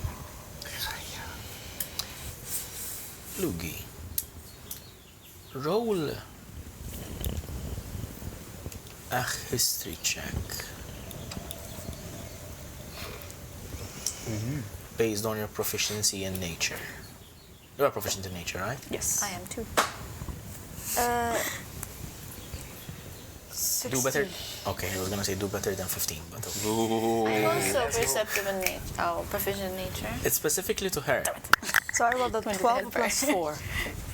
I was just about to say better than a 15. Madonna mia. Suddenly, as you hear this claim being thrown about, you recall examining the bundle of herbs yesterday. Yes. You recall the healing herbs, you recall the incense. You also recall, as I've described last time, this almost bitter, rusty smell. Yes. Yes. I remember And this. suddenly it clicks. In the context of the ritual that was performed, there was something perhaps extra. Oh fuck. Do I know what it is? Not necessarily, but it is not the first time that herbs would be burned to act as a lure.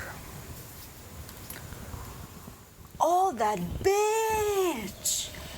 That bitch! Tensions are high in the village square. You have evidence that incriminates the Alderwick's legacy. Will you side with the Alderwicks? Will you side with the village? Or will you fuck off? Oi, elections are next week, relax. Damn, we pulled out the trick. Oof. Where do I sign? Don't you dare. Don't you dare. Decide. Don't you dare. As a group. Fuck. Okay. No, I'm against Okay. them. I'm against I them. have a timer. Fuck me. I'm not listening to you. We know what we're doing. So immediately when I hear this, I instinctively, who's next to me? I mean, like someone next to me. I'm next to you. I just literally go. She made sure the ritual would lure the vampire. It dawned on me. I couldn't pinpoint it. The herbs, they smelled wrong. It's her. She knows. Did they smell like blood? They did. I couldn't understand why. I thought it was something that it was unknown to me, but now it makes sense. Logic check. Just intelligence? Yes. Okay. No. I'm pretty smart. I'm pretty smart. Go. I'm pretty smart. 11. 11. I keep rolling garbage. You realize now that throughout the day, no one ever blamed you for the death. No one ever said that you killed Gravenor. They have always implied that Gravenor died at the Venator's hands. Fuck. Guys, They think we're in league too. Guys, we need to do something. They do not assume that you killed. Yeah. Because why would for adventure, for travelers be able to kill a vampire when there are actual monster hunters in the place? which would explain why Athamar, after all those years of Being in agreement. being in agreement, had suddenly managed to escape his shackles and leave the You have 30 seconds to decide. I tell them I know my decision. I believe the sign of blood is the sign that they're still in league with the Demon Lord. He is named the Blood Tide Sovereign. 15 seconds. Either way, I think it's the right thing to do to get rid of them. No, we have incriminating evidence. Lugii has just I mean, confirmed that she has we have doomed the notes. Athamar. We have to show them the rest of the village. Let's do it. Let's side with the villagers. Deep? Deal. Yes. What's your choice? We're siding with the villagers against You present these journals. the Wigs. I advance towards the crowd with the notes in my hands. Tensions are high, weapons are brandished, and torches are lit. It is just midday. As you approach, the crowds fall silent briefly, and they spy at you warily. Good people of Albavaul, we wanted to make light of what happened, of the lord of your town. We have found incriminating evidence about this family. I point my finger towards what's her name? Estra. As you do, the crowd of villagers starts to roar, brandishing the weapons even higher, with Hestra trying to take a few steps back behind her family. You share the journal with the halfling who approaches you and takes it from you. You hear the others asking him, "What is it?" And as they examine it,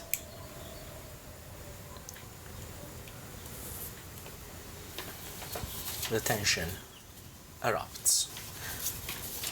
The villagers charge at the older Wigs, almost trampling you who are involved in the center of it.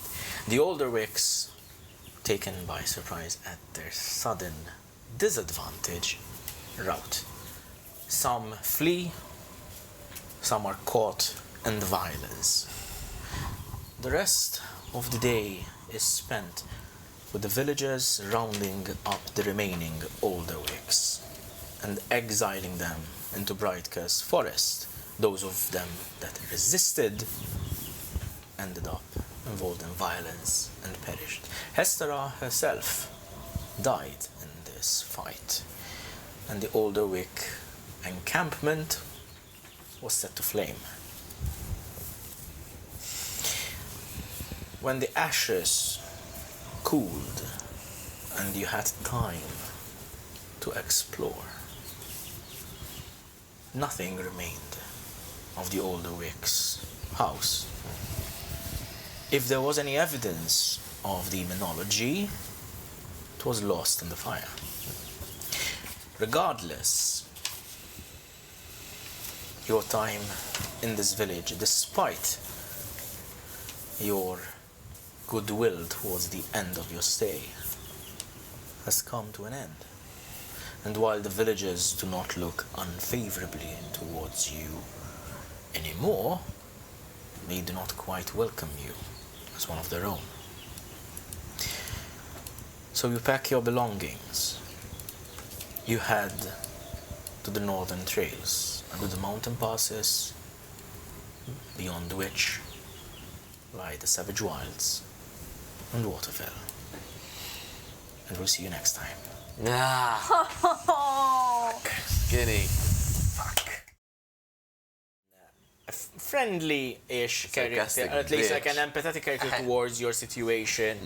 Obviously, the first hint was that she was one of the only few people that was okay with Gravenor dying. There were, I will say this because probably the arc of Gravenor for now, it's closed for now. I will say that there is